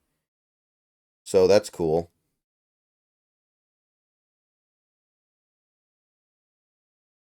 Decision Desk has called Nevada for Trump.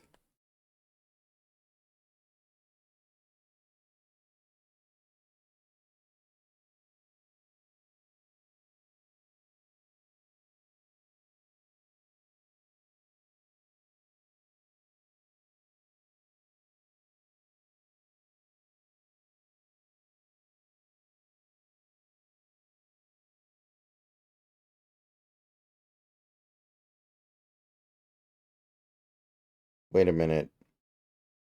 Texas, Trump is still building his margin. Like, Trump could get up to like 15% in Texas pretty easily here.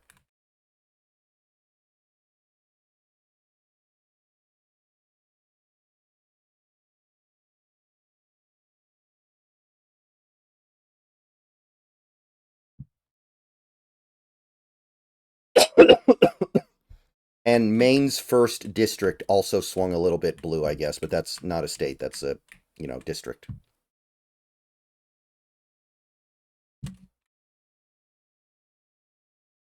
Same map as 2016 except Nevada. How boring.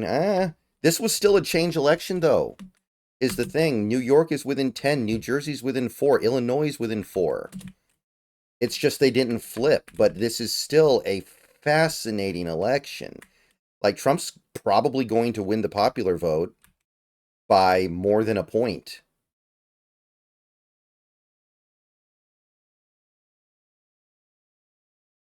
Even, like, Red Eagle, I think, had Kamala winning the popular vote by about a half a point.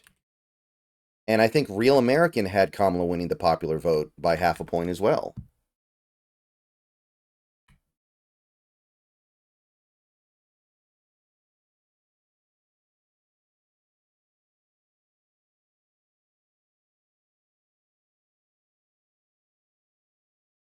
Oh, and by the way, it is actually well past midnight. Midnight is about the time in 2020 when weird shit started happening. So if they were planning on doing it again, they you'd imagine you'd start seeing some signs right now, but there's nothing.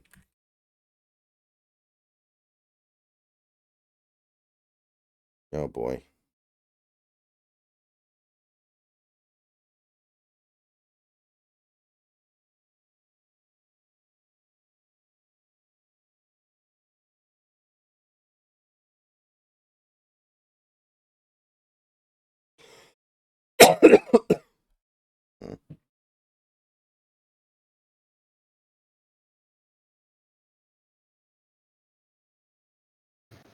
Yes. Can you hear me? Yeah, I can hear you.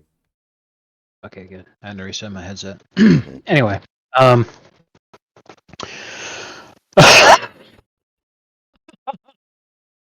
just saw the Nate Crystal thing. We sort of pre-wrote our Trump wins piece on October 20th. Oh man, I love the way he put that. Oh my god. Yeah, because he never wrote the equivalent article for Kamala, admittedly. He never wrote 24 reasons why Kamala could win. He thought Kamala could win, but he didn't write that article. So there was reason to believe that he thought that Trump was more likely to win. And, well, that has obviously come to pass.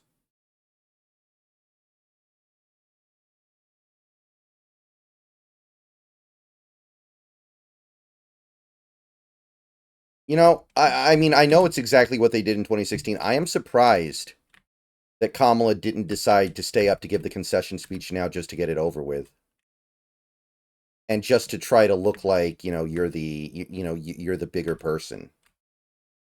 Like, now she's going to do it Bro, tomorrow morning, and it's not going to hit the same. It's not going to feel the same. I'm surprised that she bro, didn't just decide to bite the bullet and stay up a little bit longer. I wish I had actually had my mic on for this. I'm not going to do that for the stream to have my family members here, for the same reason that you don't. Mm-hmm. But I had my headset on, my mic was off. I'm Mm-hmm. talking to my dad, and I said to him because he just woke up. So I said to him the same thing that I said to you, which is that it looks terrible for women as politicians. That you've only had a woman be the nominee for president twice.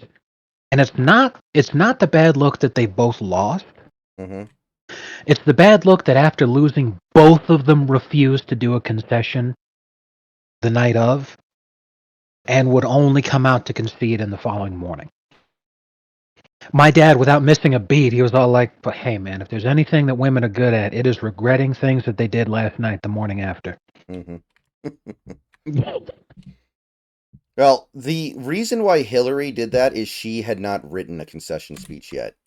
I will say that it was actually described in a couple of books that got written that they had the rough outline, but they did not have an actual concession speech ready to go. So that's why she had to not deliver it at that time. Oh, I thought it was because she was so busy having a complete meltdown. Because the morning after, it literally looks like she hadn't gotten any fucking sleep, and her eyes were bloodshot. And she very clearly had been crying the entire night. Oh man, that was the closest to death I've ever seen any human being look, and it was just Hillary without makeup.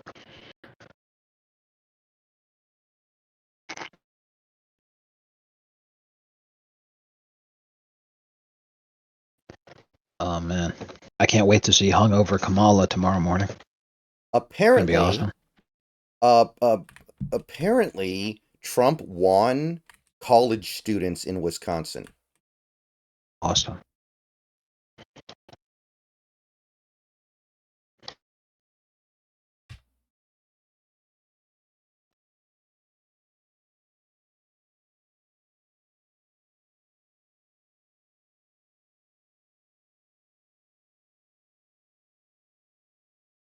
You know, at one point tonight, the electoral count was 28-3 Trump. Nice. He's teaching Matt Ryan how to win. Donald Trump outperformed George W. Bush with blacks, Arabs, and Latinos. Nice. That is what you call a change election. Because Bush did very well with Hispanics. Although Bush did well with Hispanics because he was promising them like free amnesty and shit. Mm-hmm.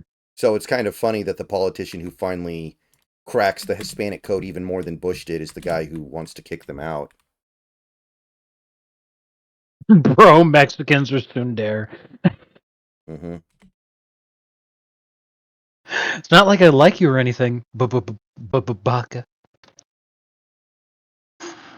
Oh my god.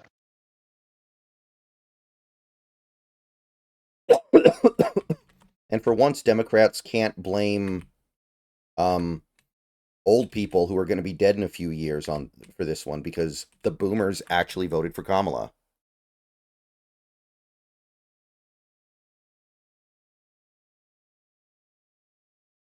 Total boomer death, by the way. Well, with each election cycle that goes by, there are fewer and fewer boomers. Yeah, I really feel like it's because all the conservative boomers just died first because they were more likely to be overweight, so they've had heart attacks by now. Hmm.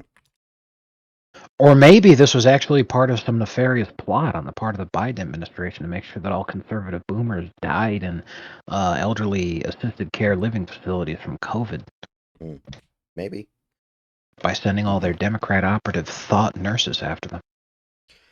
Austin, I think that he probably does beat that, yeah, because the whole thing that he did here was drive big turnout in the rural counties, and he actually did better in like Dane County than last time, so I do think that adds up to more votes. What's the context? Apparently, like last election, Joe Biden set the all-time record for most votes won in the state of Wisconsin, and Trump is now like 5,000 less. So Austin was asking me, "Do you think he'll pass him?" And I was like, "I think if you do the math, he Oh, yeah. almost certainly will." Yeah, definitely.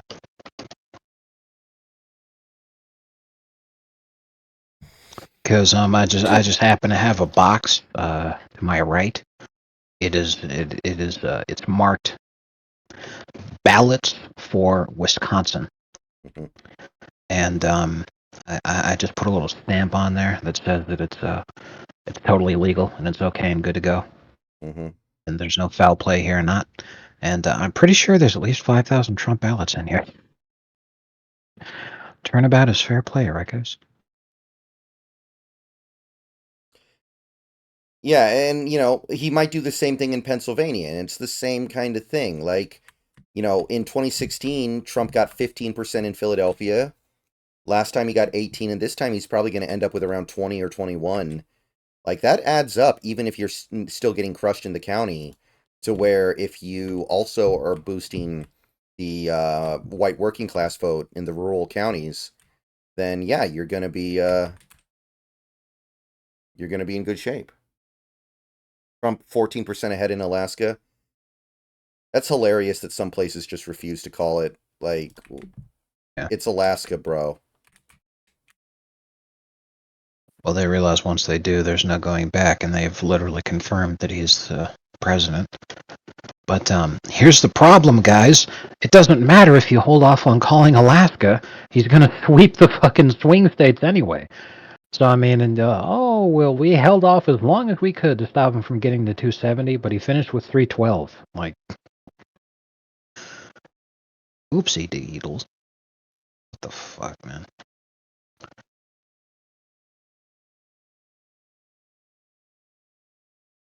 So it does look like Trump is going to win North Carolina by about 3. So the shitty governor candidate in that state probably dragged him down a little bit, but not enough to lose. Because I think he normally would have won that state by like 4. But I think Mark Robinson may have done a little bit of damage there.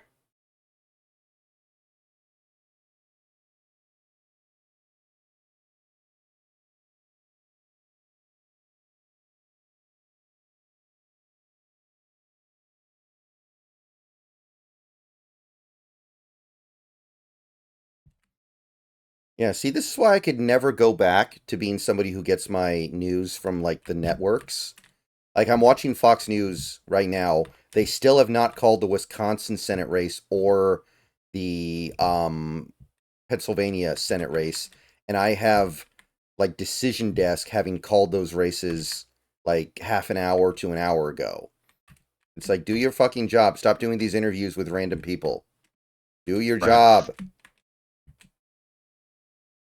Just put the votes in the ballot box and count them and tell me what the results are.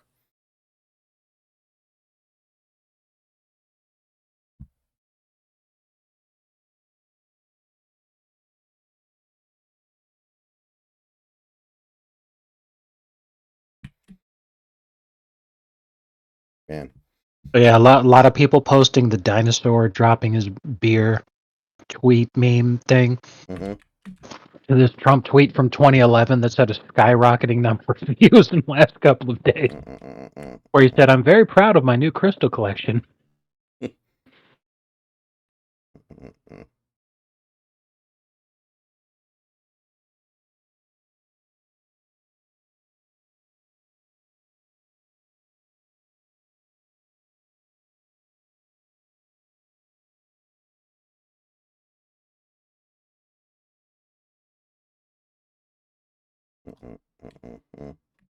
We're not going to find out who won the House for weeks, guys. California takes forever with this shit.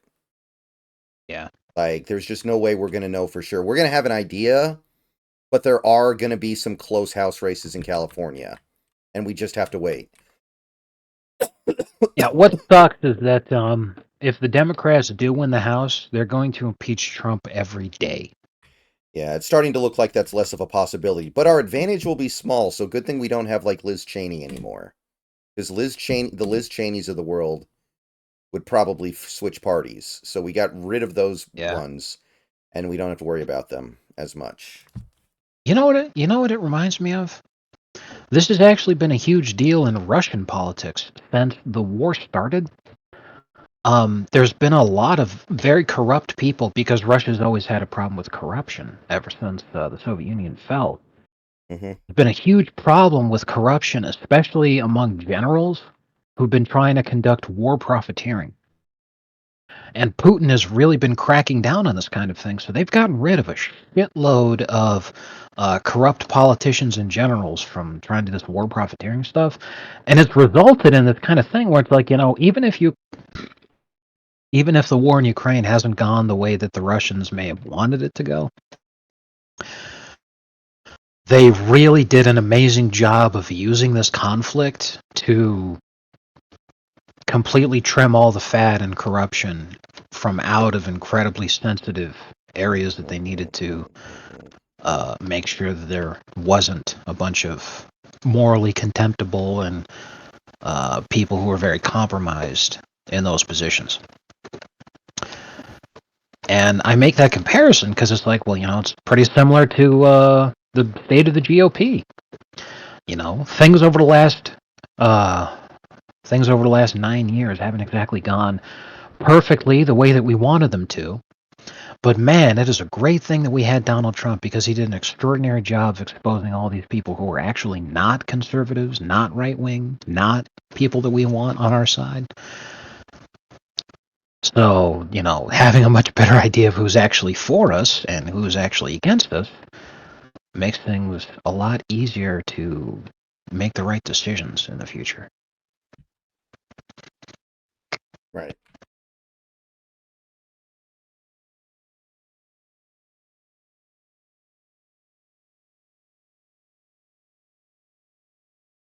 I mean, Austin, you say that. I will say I'm personally not a.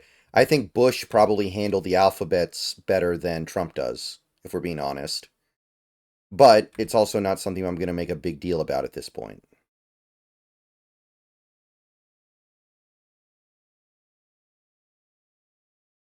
Nobody's perfect.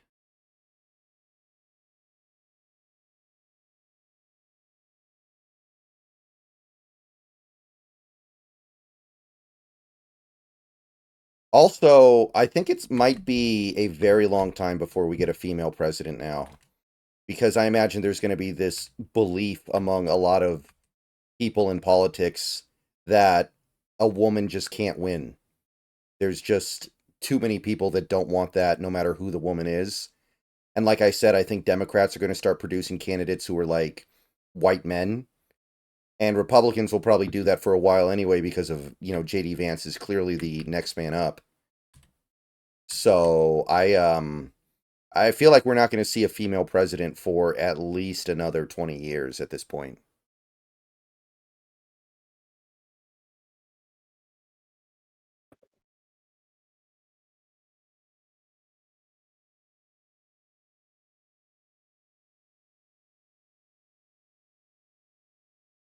Okay, here's my hot take of the day. Hmm. We will see a female president. Like you said, it will be in 20 years. It'll actually be AOC, who is a very right-wing white nationalist at that point. Because it turns out that she's pregnant, and the moment that she first lays eyes on her beautiful white child, you will decide right then and there Trump was right all along.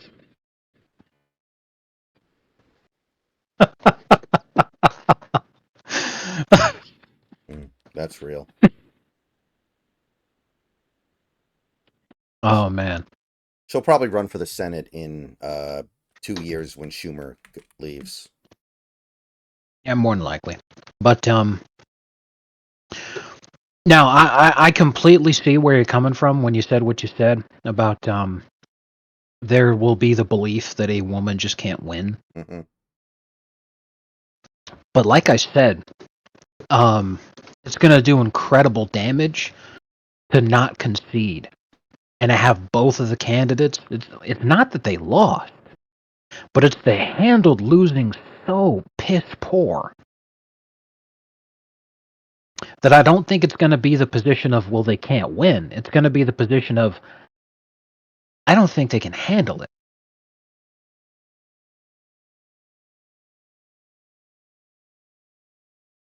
Hold women back for a long time, yes. A woman would have to be in a position where she actually is being tested rigorously, like Yeah. to a Trumpian extent, to get people to Yeah. actually believe that she could fucking handle it. I think if Because there even is a female president anytime soon, it's a Republican. yes, and that's just what I was leading up towards. Hmm. Because Margaret Thatcher in the '80s, when she was the first female prime minister, she was so fucking tough, or at least, worked so hard to cultivate the image of her being tough, that her nickname was the Iron Lady.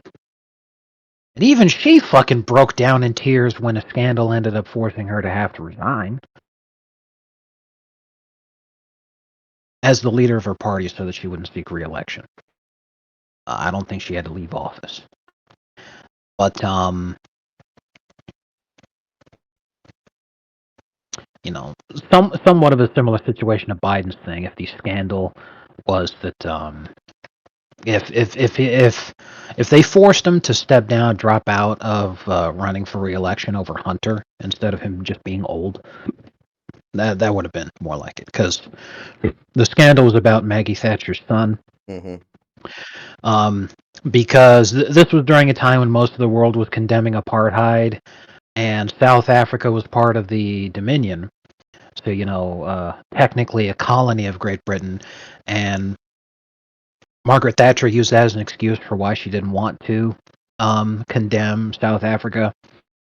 They're a big time trade partner. It looks bad for us because they're our colony, where they're part of the Commonwealth. It looks like shit.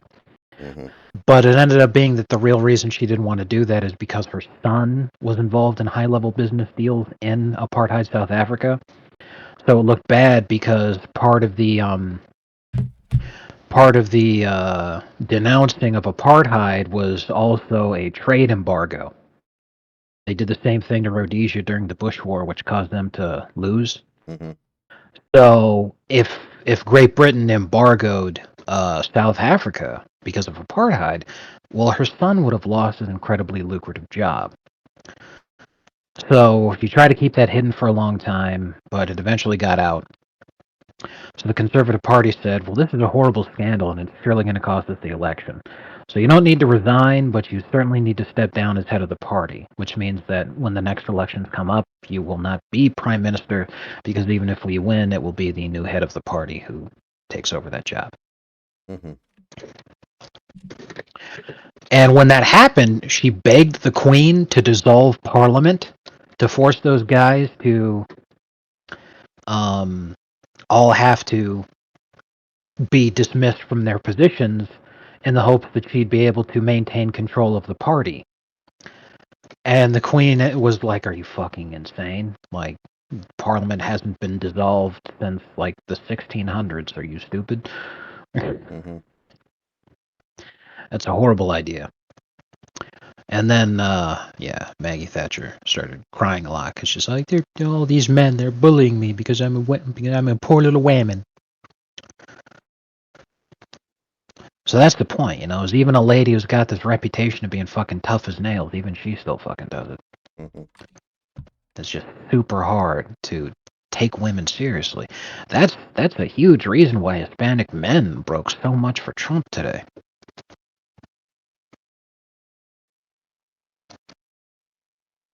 In that sense, they'd have definitely been more for Biden than for Kamala because the Hispanic men are not going to vote for women. Hmm. That's just not going to happen. Hmm.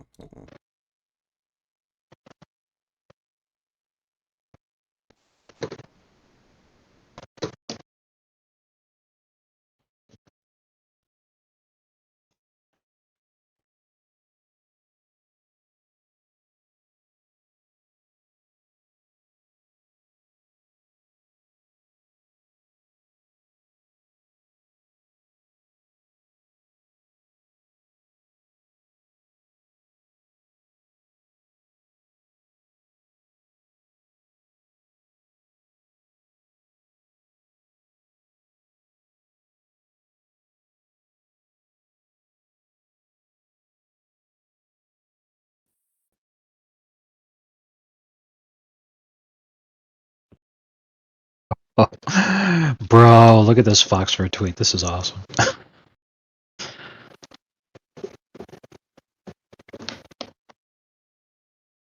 Oh yeah, I saw that. Yeah, that's a good one.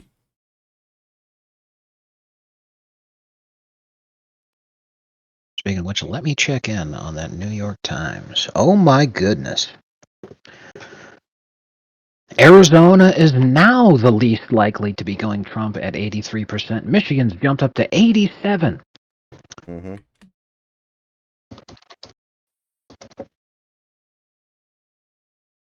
87% of the state is reporting, and Trump has a 4-point lead Yeah, I of think I 200,000 votes. that's a wrap.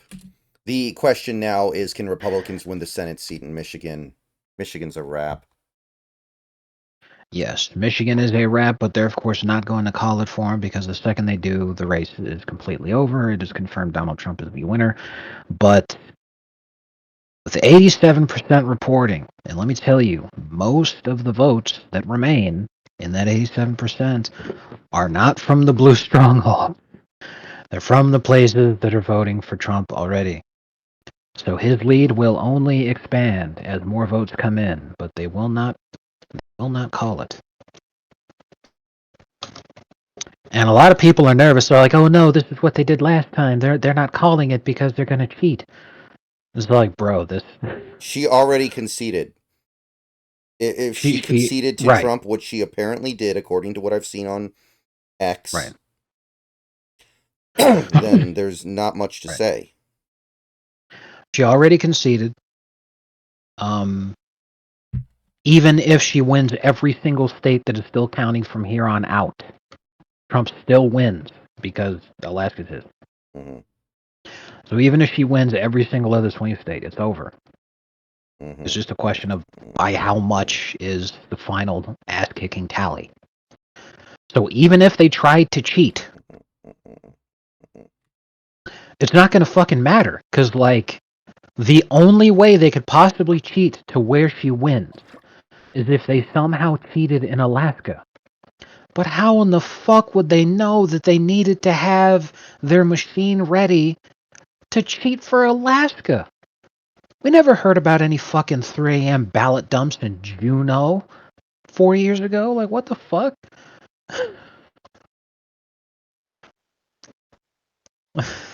Not only that, but there are so few people in Alaska that when you show up with 300,000 ballots and they're like, there aren't 300,000 voters in the whole state, then they start asking couple of questions. Mm-hmm. Is Alaska a state you could ever see yourself living in? Easily. Like, you think that sounds like your kind of place? It's a very interesting place, isn't it?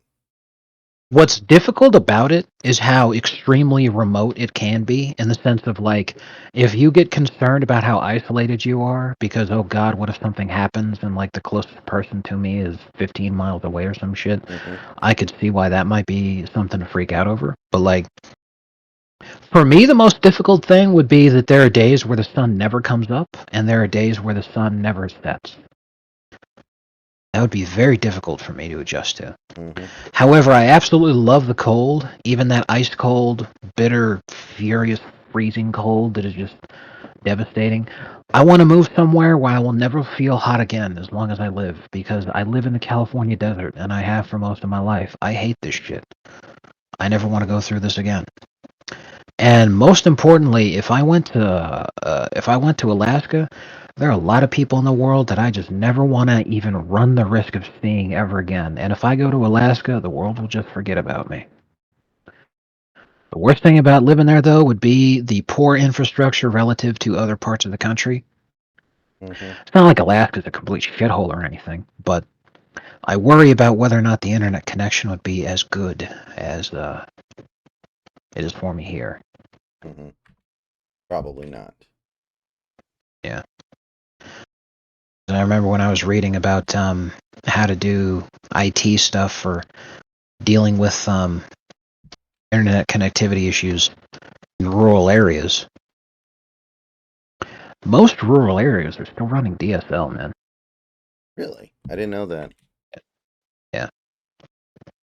Granted, the speed is still much higher than it was back when DSL was the industry standard, but it's the system that they have to use because they can do that without the extensive amount of infrastructure that they need to lay down otherwise.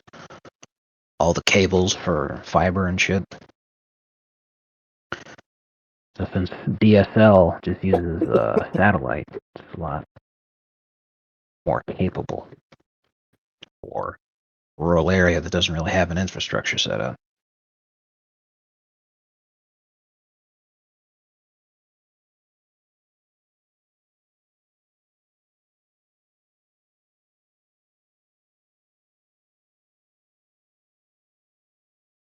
Mm-mm-mm.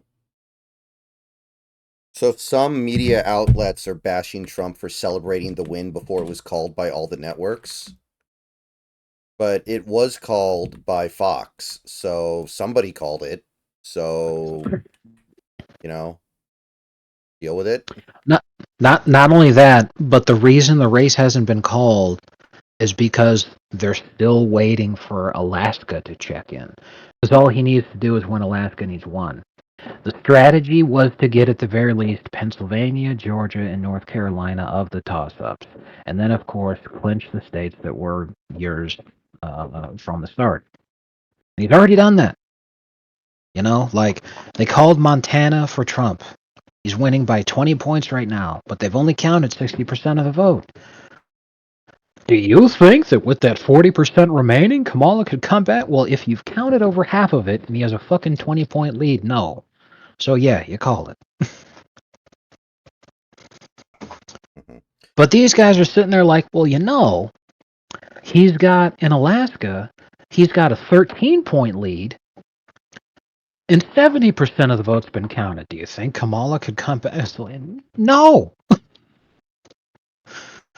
She will be lucky if she makes up any ground from that percentage margin. Right. It has been growing for quite some time. Austin, I'm pretty sure Joe Kent will come back and ultimately win Washington 3. I know he's behind by like 4 points with about half the vote in. I think most of the late breaking vote will go his way and he will win. He barely lost last time and he did such a better job this time and he's running with Trump on the ballot. There's no way Joe Kent doesn't ultimately win, I don't think, but we'll see.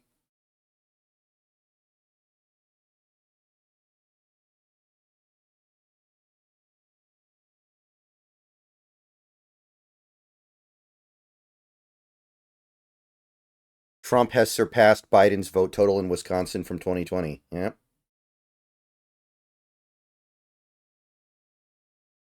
Wouldn't shock me if it happened in a couple other states too.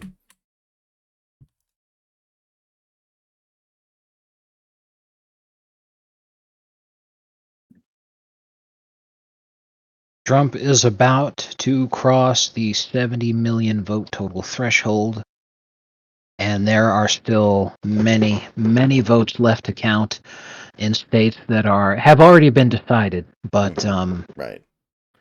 could very easily push him up over. What percent of California is in? You got 50% of California's in. Kamala up by, oh wow, only 19. She only has a 1.5 million vote lead in California, which is, if that holds, that'll be the narrowest margin that a Democrat's won that state since it became a blue state. So, okay, how many total votes does Trump have in California right now? Right now, 3.5 million. So, 3.5 million. If the spread of votes we've gotten so far is relatively even, he's probably going to get another 3.5 million just from California then. Just doing math, right? Right. Which would put him at, from what he's at now, 73.5 million. Which is almost what he got last time. Yeah.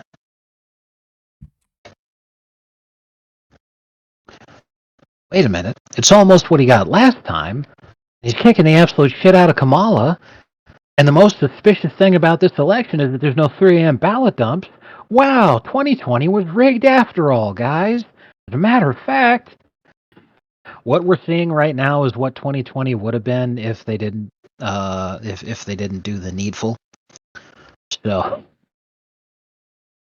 I have to say, the underperformance here is so bad, it is going to lend further credence to the belief that what yeah. happened in 2020 was not legitimate. I think that stuff is going to be making a big Yeah. comeback because Oh, bro. Kamala's Yeah, crashed and burned compared to 2020. you missed it. That kind of thing already happened. It was trending on Twitter with a couple million tweets about it. It was trending on Twitter. You might have seen it was called "Start the Steal," Hmm.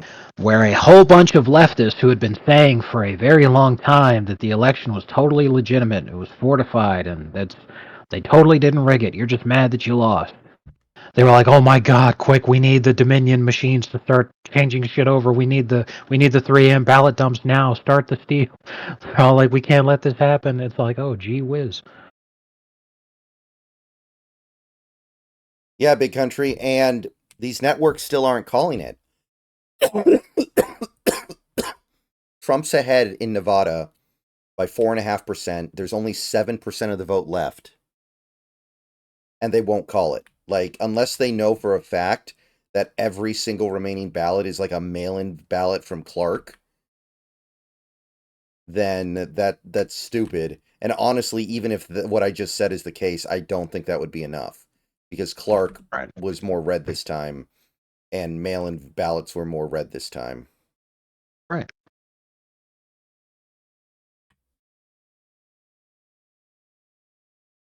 So there's this one leftist on Twitter who, for the last several months, has built up quite a big a lot of internet notoriety, and he's become a pretty major account on X. And he's been insisting that Democrats are going to win Florida. He insisted that he had it on good word, and he was using data, and that Kamala was winning Florida. Nice. So after Florida gets called by some obscene margin, he comes out and says, "Okay, I admit it, I was wrong." And it's like, dude, you weren't just fucking wrong. Like, you got to talk about like what it is that you thought you saw. You got to Yeah. actually like really get into You this. You fucked up. exactly. You have to name your sources at that point because if you said you have it on good authority and you were as wrong as anyone's been wrong about anything in their lives, at that point you need to sit there and say, "My sources, I made it the fuck up." Hmm. It came to me in a dream. I think Hillary would have done better than this. I think if Hillary had subbed in for Biden in July instead of Kamala, she would have done better than this. I think she Right. would It would have have. taken right. It Yeah. would have taken some of the wind out of Trump's sails because then she could also be running on the redemption story. Hmm. She still would have lost, of course, but oh man, Like, Kamala did wouldn't he? nothing good today. Like, literally. Like, when you're looking at like she's like a basketball player who turned the ball over every time she touched it. Like, she Right. did nothing She right. she didn't even lose good either because she had to. Oh, I'm not going to do the concession. I'll just go straight to bed drunk. Hmm. The fucking election today. Literally, it was Kevin Harlan going, "Here comes Kamala Harris," and then she face plants Hmm. with the game on the line.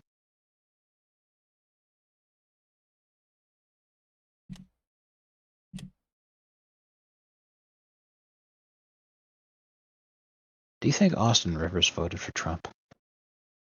Doc Rivers certainly did not. Yeah, exactly.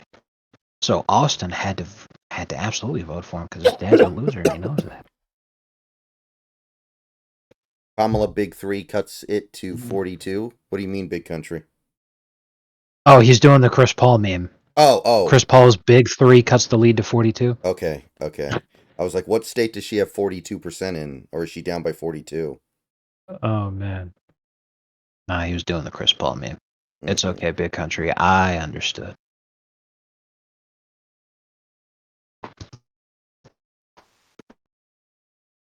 I think we can at this point say that Tim Waltz is definitely he knows how to run a mean pick six Mm-hmm. as the offense.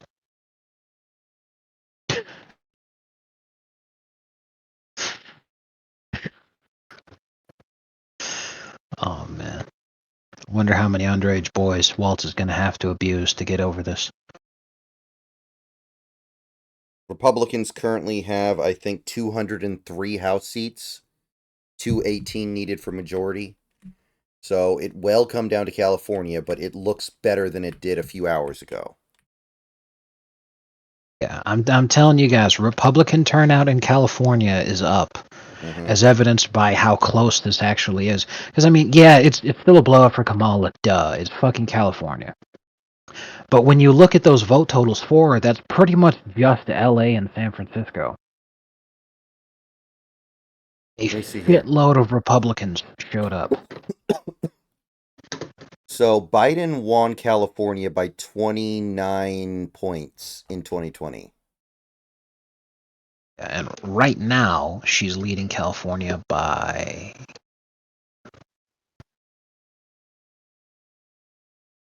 Oh, she even cut it. 18.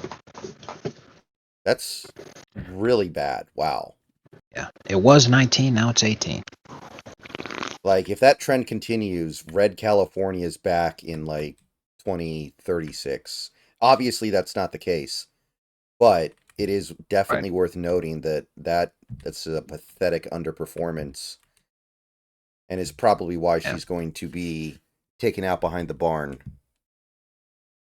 Yeah, to illustrate it, here, when you look at Southern California counties, other than LA, are massive, except for Orange County, which is very concentrated, so it's very small.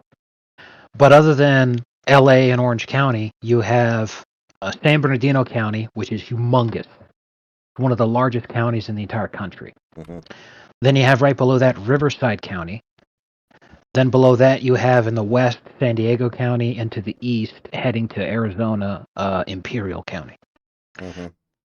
Now, not just in living memory, but I'm talking 10 years ago. 10 years ago, San Diego County was red, Imperial County was red, Riverside County was red, San Bernardino County was red, Orange County was red. The first county that you have to get to where it's actually blue is Los Angeles County. That was the only blue in Southern California.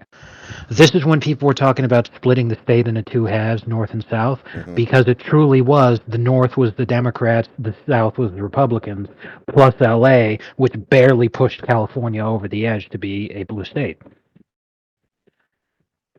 What happened is that California's gotten so miserable to live in since Schwarzenegger left office, and then first we got Moonbeam, and then after that Newsom, that almost everybody in the state who used to live here that was conservative has left. Now, on the one hand, it helps because they've gone to states where their vote matters a lot more, and they helped us do things like win tonight. But it still sucks for the state of California. Mm-hmm. By the way, let's not forget here that technically you should be subtracting 2 electoral votes from Kamala and giving them to Trump because of the census in 2020 should have been giving 2 extra electoral votes to Florida from, I think, New York and Connecticut. Oh So, yeah, that was the thing you were talking about the other day. so that ended up not mattering at all, which that thank God. That would have been like the worst. Yeah, if it was a 269 tie, and then Well, no, it would have been 270 Harris, right, of 268. course, if she got to the 270 and then that happened, it would have been awful. Mm-hmm. But especially if it was the tie, because ties are just always worse. Yeah, well, tie We goes to were Trump. right there, man. Tie goes to Trump Oh, because of the House delegates. The Republicans have more House delegates than the Democrats, so they would have well, Trump would have won in that case, but people would have thrown a fit about it because people don't take civics classes in high school anymore, I guess, and they don't know how our country works. yeah. So they would just be like, "Why can't they flip a coin, man?"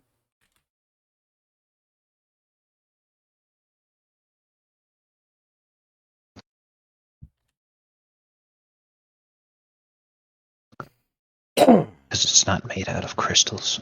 No, but yeah, just a wild day for sure. Now, we know the playbook from 2016. They're going to try to convince the electors in the states to not certify their what they're supposed to vote for. Right. And that's hilarious because I was just talking about this with somebody else. That happened in 2016. They did the faithless electors thing. They tried like hell to do it, Yeah. but more electors went faithless for Hillary than went Yes. for Trump. So because of that, the states threw a huge fit because they're like, you can't do that. So then they sued to have the faithless electors removed, Mm-hmm. and then it went back to the way that it was supposed to be.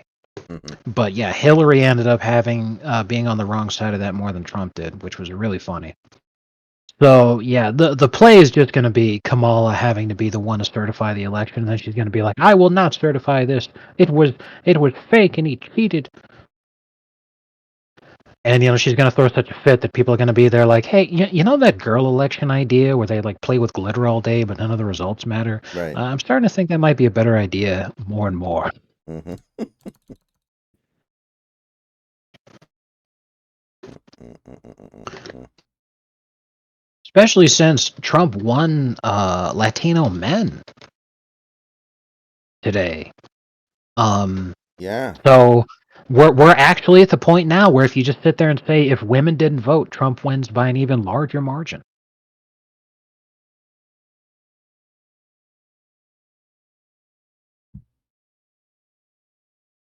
Of course, if women were still allowed to vote, but just non-whites didn't vote, then it'd be even crazier. But you know, Oh one step at a shit! time. You know what I just realized? What's that? Think about what The Boys season 5 is going to be like. Oh, It just occurred to me. uh, speaking of the boys are back in town. The boys are back in town. Oh man, you'd love to see it.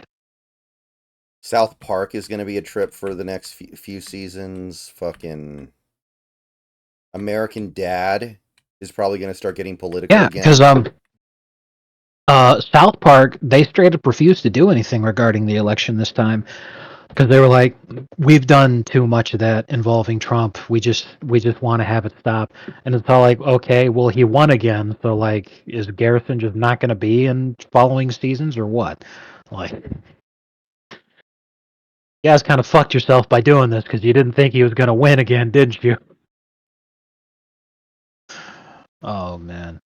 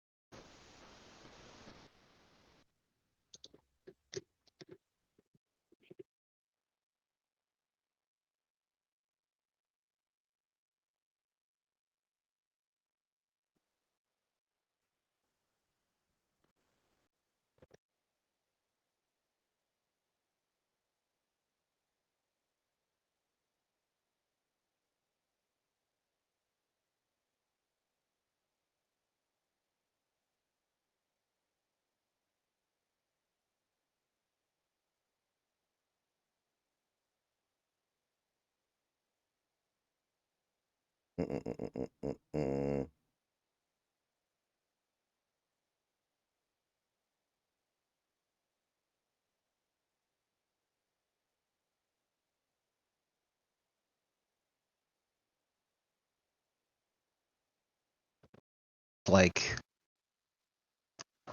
a lot of places, it feels paused. Yeah, well, it is very late. They probably did actually go to sleep. Like unironic water pipe Right. bursting type shit. But I as we know, can but clearly like, right, see, it's not happening. right, very much. But the thing is over in Alaska, it's 12:30, and there were still results coming in from various states at 12. It's almost like right now, like 1 o'clock is when they said, "Okay, folks, go home." Hmm. But Alaska hasn't updated in the last half hour either. So, Fairly common. but yeah, we know that we're not going to get pipe burst OG's meme thing, and like this is the major difference between the way that things used to be versus the way that things are now. Is that like if this was the '80s it would have been called. Mm-hmm. It would have been called before Trump went on stage. If it was the 80s, they would have been like, okay, this is obvious. We know what direction this is heading in. It's over. So it would have been called. Trump would have gone on stage as the presumptive winner, and Harris would have made a public concession speech because that was just the way that things were expected. Because if you didn't do that shit, your political career was over because you're a complete moron. And the folks in the media, while they still wanted to play kingmaker,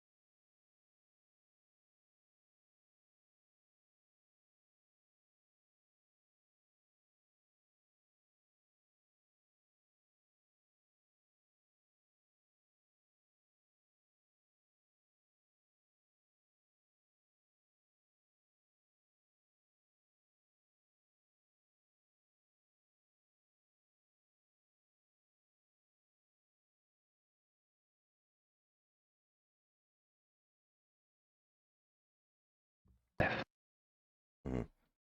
What was the CNN projection, Big Country? And I'm probably going to stay up for as long as it takes for us to finish cleaning this map, which hopefully won't take too much longer. Maybe I'll be done around 2. I guess I'm like, bro, I gotta finish soon. I can go to bed. Yeah, I feel you. I know this ended up taking a little bit longer than maybe we thought, but there's a lot going on right now, people. Exactly. I haven't noticed the time until like the last 10 minutes. And that's just because the momentum slowed down right around the time I realized they weren't counting anymore. Right. They're probably counting a little bit here and there in certain states very slowly. I think these Senate races might keep moving as we go through the night, and some of these House races too, but like if CNN hasn't already called it, then I don't think they're calling it until the morning, which is really, really sad and pathetic, but whatever. That's CNN, sad and pathetic. Oh, they finally called New Jersey for Kamala.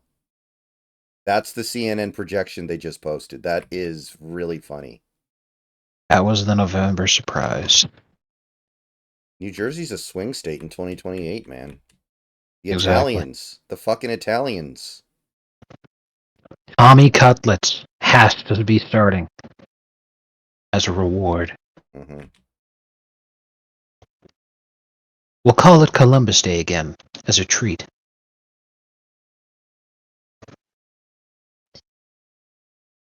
Oh man, that reminds me. These scurrilous rumors that Columbus was actually Jewish has got to be hell for Italians. Hmm. They're like, man, as Italian Americans, we had one fucking guy, and now the Jews are trying to take him from us. Oh man, the only other guy that they got isn't even real. It's fucking Rocky. Is Stallone not Italian? Yeah, but he's not the hero. Yeah, I guess. Plus, I gotta check. I don't know if he is. Sylvester Gardenzio Stallone. Yeah, he's Italian with a fucking name like that. Hmm. Born in Hell's Kitchen. Oh, hold on. He's half Italian. The other half's Jewish. Oh, really? Yeah, his mother was Ukrainian Jewish. Well, that's really interesting. I mean, he started from the absolute bottom, so you can't say him being a Jew gave him connections that allowed him to make it in the industry. Yeah. Well, you know who's still on the absolute bottom? Who? You guessed it, Frank Stallone. Hmm. I had to bring him up because that's his brother. Oh man, I wish Norm was here to see this. I think that there are 538 possibilities for the election results tomorrow. Number 1, Kamala Harris gets 0 electoral votes. Number 2, Kamala Harris gets 1 electoral vote. Number 3, Oh man. Uh, this may strike some viewers as harsh, but I believe everyone involved with this story should die. so have um the states changed it so you can't have faithless electors now? Is that not a thing that can happen anymore? Well, I'm sure lots of people are Googling it, so I should have a very interesting result here.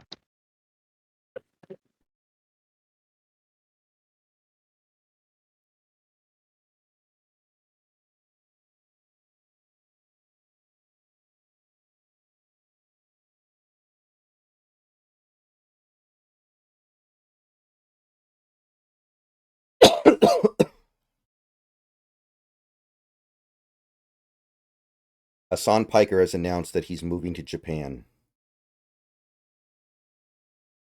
Oh, that's not going to end well for him.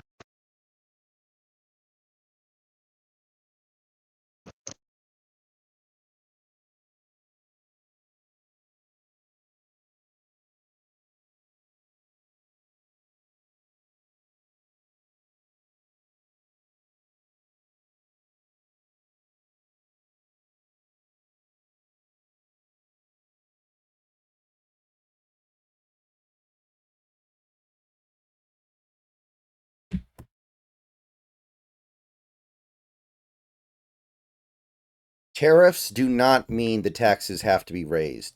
That's something that people keep fucking saying. Tariffs do not mean that the American consumer has to pay bigger taxes on the tariffed goods. That's something that Yeah, people keep saying a lot lately.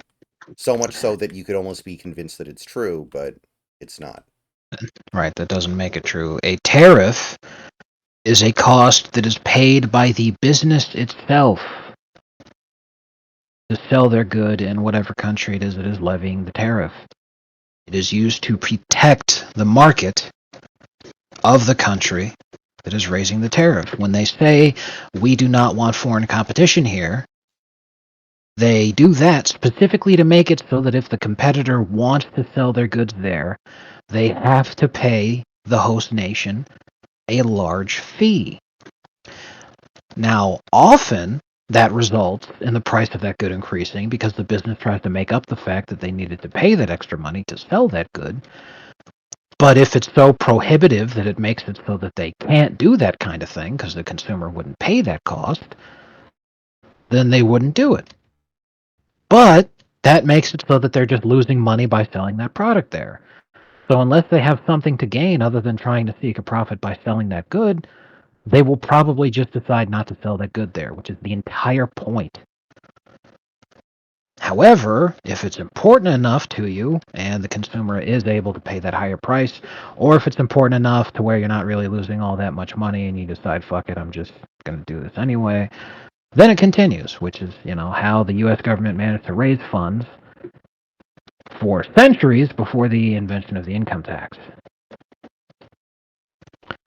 Because you were talking earlier about people not taking civics class anymore. Jesus Christ, I remember when I was in high school, I had to take civics and economics. And a lot of folks just weren't paying any fucking attention to either of them.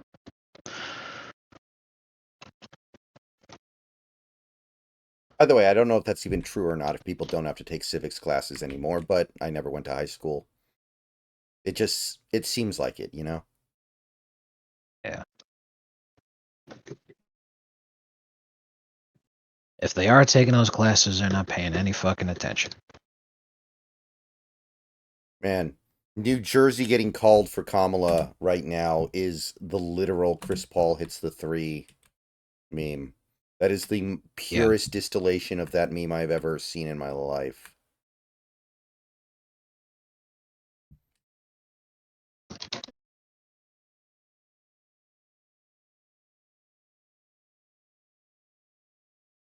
Biden won New Jersey by 16 points in 2020. And it got called for Kamala at 1:30 a.m. Pacific time. She won by less than 5. It was 4.5. And it's probably going to narrow from here on out if there's more votes outstanding, which I think there's a little bit. So it could get There's down to like 4. Right. There's still 7% of the vote needs to be accounted for. 93% reported. Yeah, so she may end up at like 4%, which is humiliating. What would truly be hilarious is if all the remaining votes were for Trump and then they had to retract the fucking.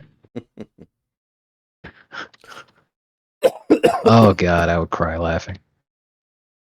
You wake up and well, it turns out something big happened during the night. Oh, but it wasn't Trump secretly losing. He actually just won by even more.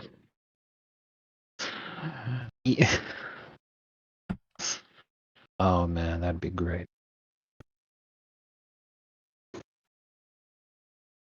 But yeah, now that it's over, Nate Crystal has to be like, well, guys, to be fair, I did tell you that Trump was going to win. Everyone's like, you literally called it a toss-up this morning, you doofus. Mm-hmm.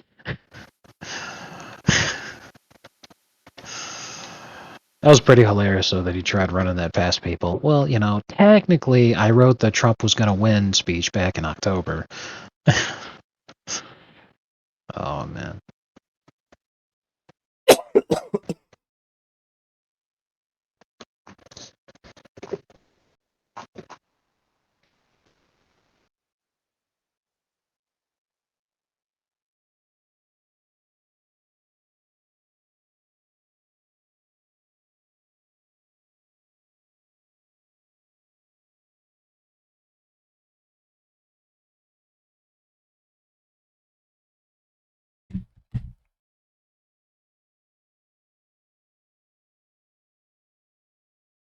And this is why you need a primary.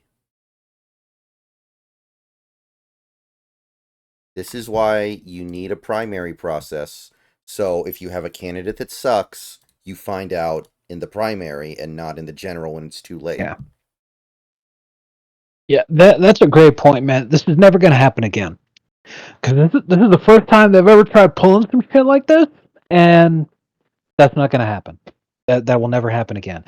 I don't know what the process would have been, though, because of when Biden dropped out, if they were going to run another primary. Mm-hmm. Well, the real I thing don't that know needed what to their process happen could have. was Biden drop out 2 years ago, so they could have done a full primary. Yes. Like if she had, like again, by the time he dropped out, they had nobody else they could go to except Kamala. Like it was literally like, well, I guess we just have to go with this and hope it works out, knowing that it probably would not, and it did not. But you need a primary so you can find out that she sucks ahead of time. Because I'm sure that, like, Yeah. Josh Shapiro as the president candidate would have done better than Kamala did today, if only because it's hard to do worse than what Kamala did. Yes. And, if the Democrats had won Pennsylvania, that would have been quite something in terms of actually giving them a chance. Mm-hmm. And that would have actually made this election seem close. Assuming, of course, that he'd actually win his home state.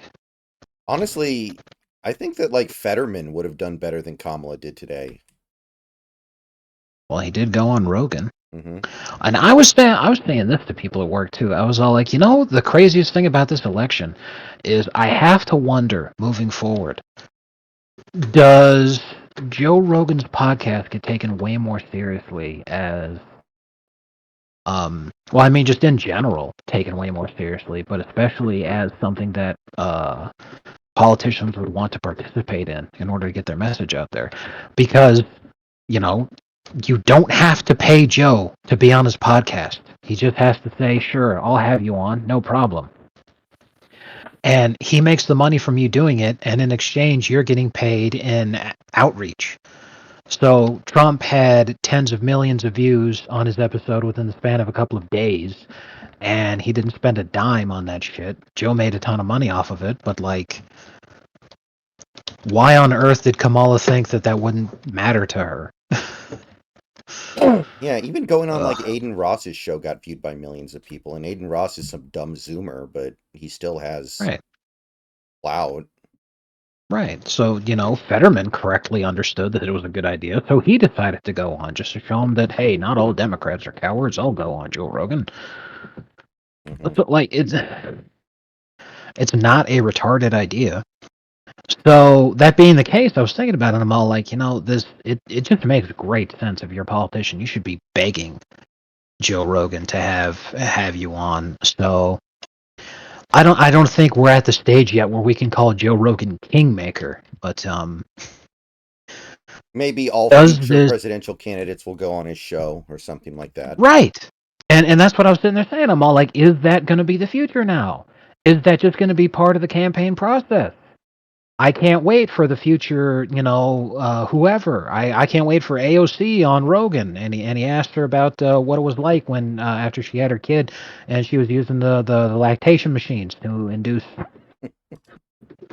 He's like, "Do you still have a bottle?" "Yeah, Joe, I brought it here for you. You got my vote." Mm-hmm. Ah. Joe Rogan would then post on his Instagram a selfie of him with a milk mustache alongside. Some people on the left hate Rogan, so maybe they would Oh, refuse to embrace that. especially now. Yeah. Like he's getting roasted for that Trump endorsement because they're, yes, it's your fault. And he's like, really? He tried so hard to be a fence sitter for years, and he did this because if you listen to what he says, he was literally concerned about Kamala Harris saying things like, I want to regulate free speech. You don't have freedom of speech. I need to make sure that you're not saying the wrong things.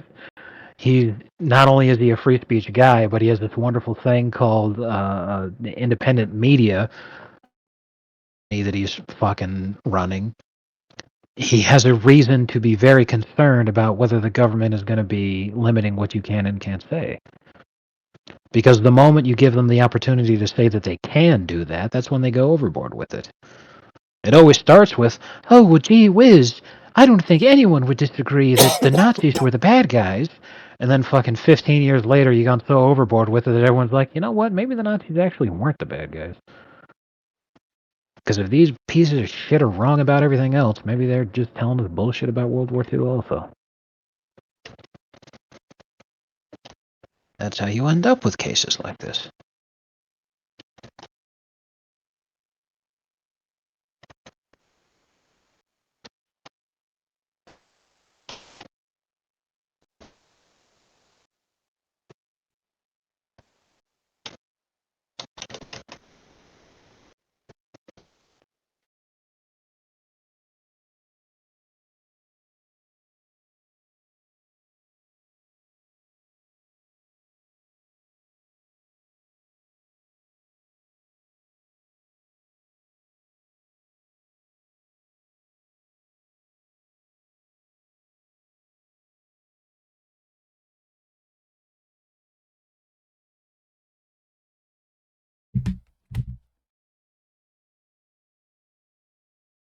Like Kamala went on the fucking Call Her Daddy podcast, which I had never heard of. And I'm relatively online, right? Like, if there's some big Yeah. internet phenomenon out there, I probably heard of it. But I had never heard of Call Her Daddy until she went on it. And of course, nobody watched it. Like, that was her play. Well, apparently Joe did. Apparently Joe did, because he was all like, "What the hell was she thinking doing that?" But she won't do my show. Mhm. And he's all like, "So I want you to talk to America, and here's a chance for you to really tell them what you're about. You know, who are you as a person?" And that's what a lot of Americans want to know. And he's all like, "Ew, forget that, Joe. I'd rather go on Call Her Daddy and talk about my favorite sex position. It's reverse cowgirl, by the way." And he's like, "No, it's not. You're 60."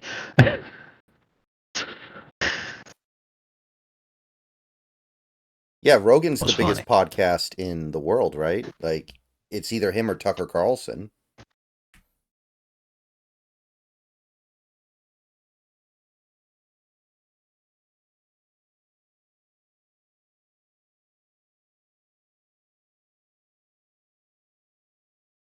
So next year's the true official White Boy Summer. That's right. Hyperborea coming to a shore near you.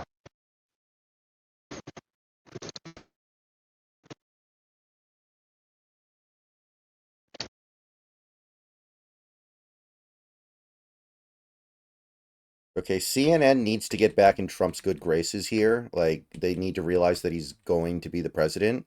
They need to call it now to try to save face. Like, this Yeah. coping stuff is not going to help.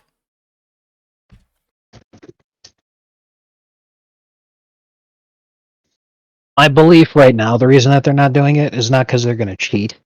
It's because they want to present this meme that it was close. Hmm. So they're going to be like, well, it took us a whole day to count because of how close it was. And then people look at the results and they're like, that shit wasn't close.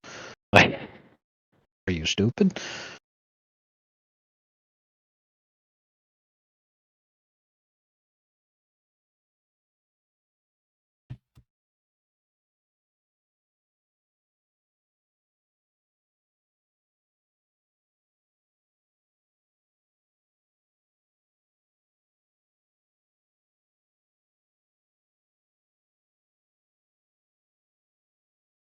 Yeah, I mean, I don't think you could make any argument this race is close based on how badly she did in blue states. Like, if she had kept up her performance in all those states, and then the swing states had gone exactly as they did, she would win the popular vote the same way Hillary did, probably. And she would at least be able to say, hey, I won the popular vote, but it doesn't look like she's going to even be able to say that.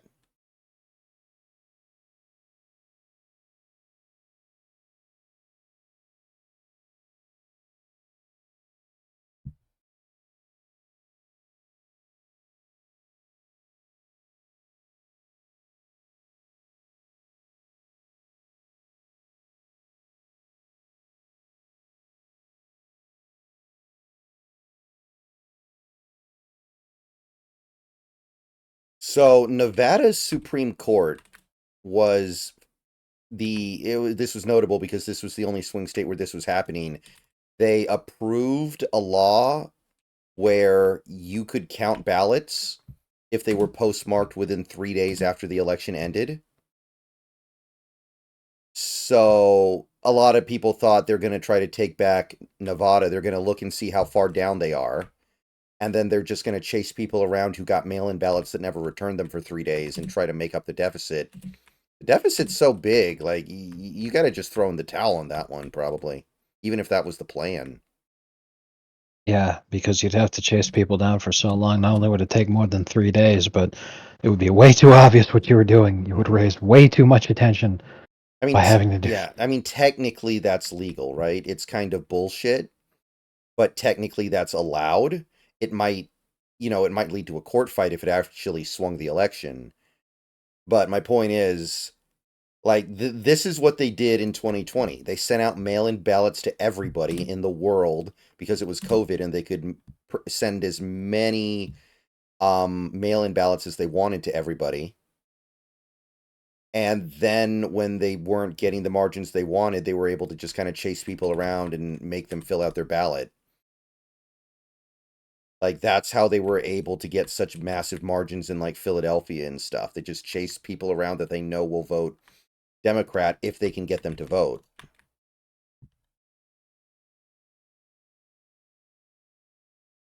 Man, the Trump movie in 20 years is going to hit hard.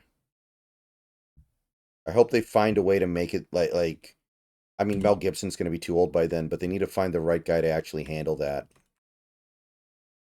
And I don't know who that right person is, but if they can find a way to do the Trump movie in a I know way that is exactly who's going to respectful. do it. Who? I know exactly who's going to do it. Real life Baron Trump. It's like the Michael Jackson movie they're doing where one of his brothers or I'm sorry, not his brothers, but one of his like family members is going to play Michael. Man, that would be crazy. But Trump as Augustus will play his father. It'd be amazing. Did have you seen the clip of Trump was talking about Barron being able to hack into his computer? Because I mean, it's not a difficult thing what he's describing, but Trump described it as hacking, where he's all like, "I tell my son to get off the computer, and he's being wise I with did me, see so I that. locked it." I did see that. Yeah, and 45 minutes later, he calls me in, "Hey, Dad, look at that!"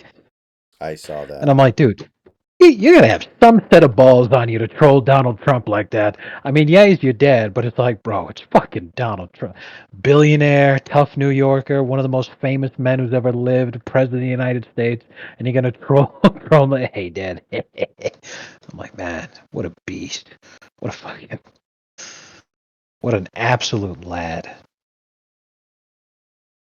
We know so little about Barron. It's interesting.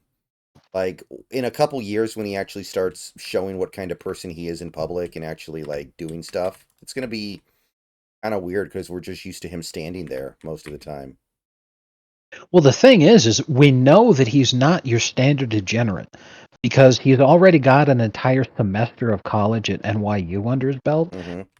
If anything at all had been done by him that was even the tiniest bit of what could be turned into a scandal, we would have already heard about it a million times. Mm-hmm. It would be the biggest news imaginable. Is NYU a school for rich kids or is it a school for like the really really high academic standards or both? Somewhat both, but at this point, it's mostly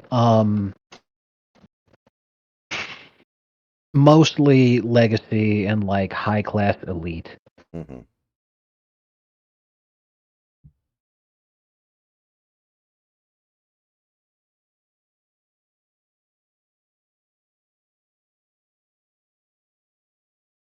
It's basically any university at this point that's even halfway serious.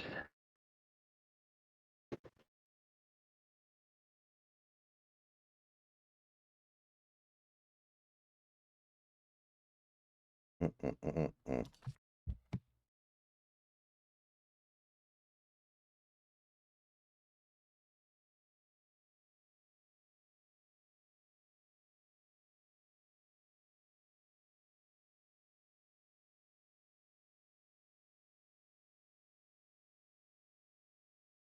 Oh, if he was banging ethnic girls, we'd hear about it.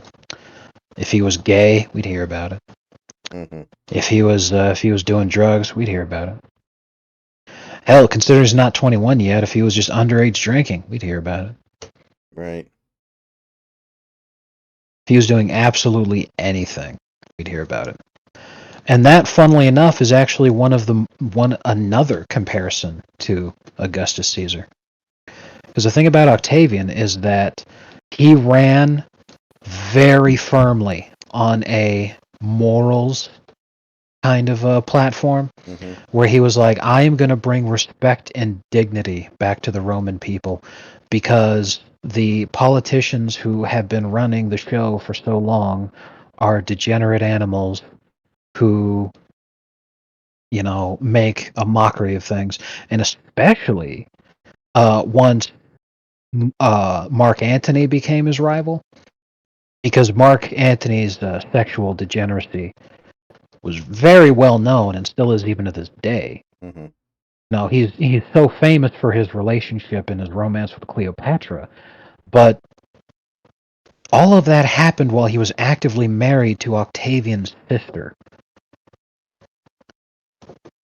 So there he is, a married man to uh, one of the other members of the triumvirate, the incredibly popular Augustus Caesar, who was seen as basically being the king of Rome. Because I'm not going to get into that whole thing too much, but yeah, Mark Antony, being such a sexual degenerate, and his wife was Octavian's sister. Octavian was like, "Fuck all that, man." Mark Antony is part of the old crowd who's fucked the whole country up and gotten us into this horrible path that we're on in the first place. So I'm going to bring respect and dignity and honor back to the women of Rome by taking this cad behind the whooping shed, and I'm going to just tear a piece off of his ass, Mm-hmm. running around on my sister like that.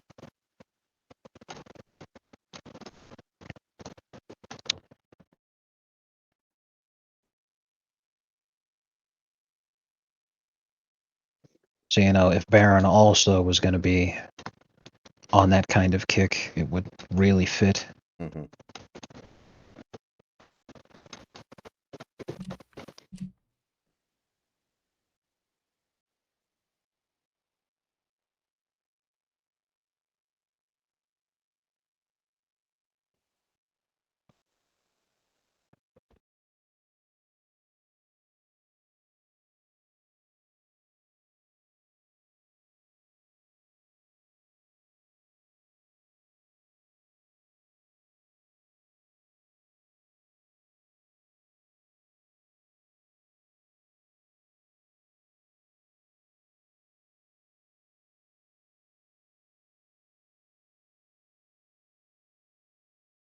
I'm very interested to see what percentage of Republicans voted for Kamala and what percentage of Democrats voted for Trump. Clearly, it's not going to be very much on either side.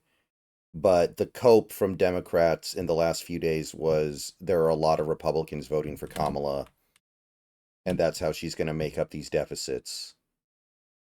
Yeah, all those white dudes for Harris had definitely vanished like a fart in the wind. Mm-hmm. It turns out that that was just a gay population, just like everyone expected. Mm-hmm.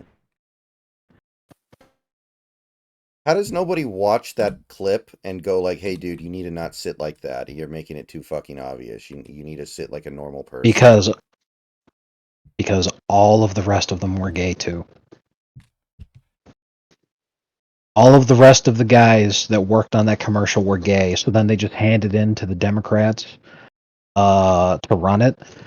And by that point, who's in charge? A bunch of women and a bunch of other gay dudes. So they're not going to see a single fucking problem with it. Oh my god.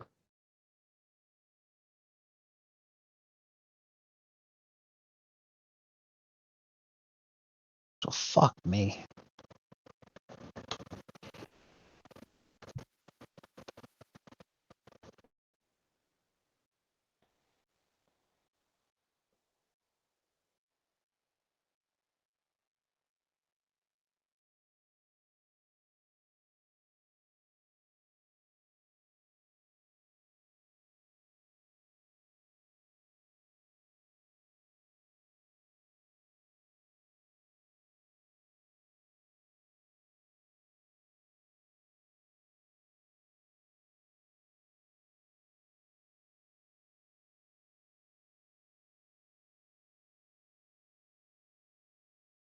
Okay, what's left here? Some stuff on the tavern, which is right where I'm standing. Okay.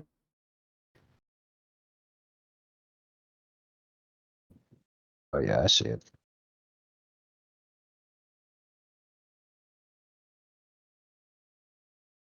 Mhm.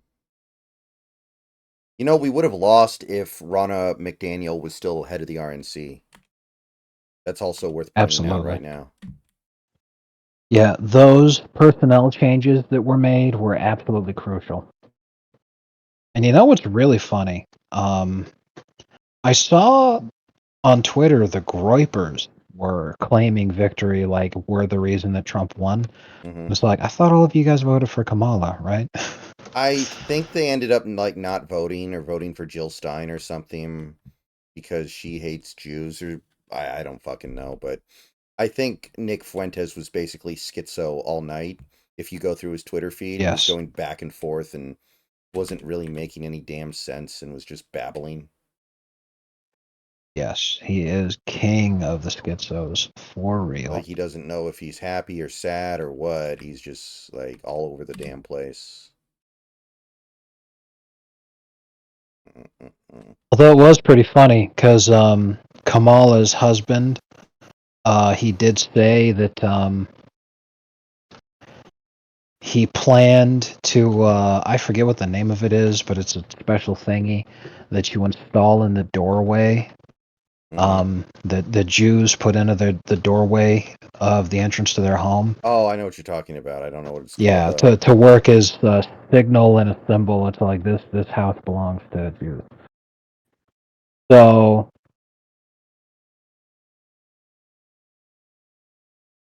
um, there's flower carts. So one of these flower carts needs some work. I think it's maybe this one. Anyway, when that came out, people were like, "Oh, so I guess the Groypers are going to vote for Trump now. They can't vote for Kamala if Mhm. her husband said when after Kamala wins, we're going to turn the White House Jewish." Uh-oh.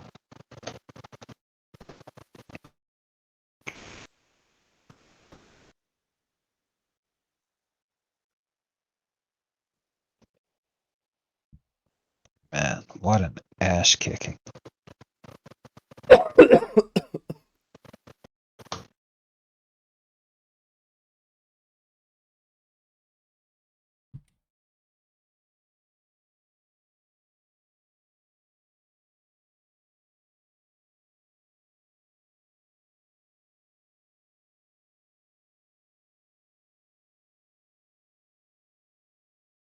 Yeah, Yeah, a lot boners. of these say city road. I was going to say city road trims, Mm-hmm. where when you look down on the ground, it's Mm-hmm. like a divider between Okay. I see it, yeah. So early and the today, bakery windows and the property doors. you probably missed this, but earlier today, the Cope was that turnout was incredibly high in Philadelphia. Like it was like on pace to set a record for turnout in Philly. And the source for this was a Google sheet somebody posted that anybody could like edit. And, you know, he posted and it was like, hey, if you see people voting in Philadelphia, put it in this spreadsheet. And people were just going there like spamming it and stuff with bullshit. Wow, And people thought that meant that like everybody was showing up to vote for Kamala. Like that's how that bad it is was. hilarious. That's how low IQ it was for a little while there, man. Yeah, I didn't get to see much before I left for work this morning, but what I did see was the turnout was way down in Philadelphia and Pittsburgh Mm-hmm. compared to what they expected. Mm-hmm. And that was really the symbol of this election here, was that a lot of whites showed up, so turnout for Trump was way higher, and um, turnout for the Democrats was catastrophically low. Mm-hmm. So it's like you've mostly reached the pinnacle of people who are going to vote for Donald Trump. The people who are voting for Donald Trump have already been voting for Donald Trump. You haven't gotten many extras. You have gotten some, but it hasn't been a huge jump. However, the people who allegedly voted for Joe Biden have all mysteriously vanished. What a surprise. It's just fucking nothing now. Mm-hmm. All right, we did Dulick. Yay. All right. So go ahead and leave whenever you want to, and I'll go ahead and close the map out after you leave. Yeah, I already did. Okay. All right, guys. That's going to do it for the stream. We ended up going almost 3 hours, which I was not expecting at all. And it's past 2 now, but it is kind of a celebratory day anyway. So I'll be seeing you Yay. guys later today.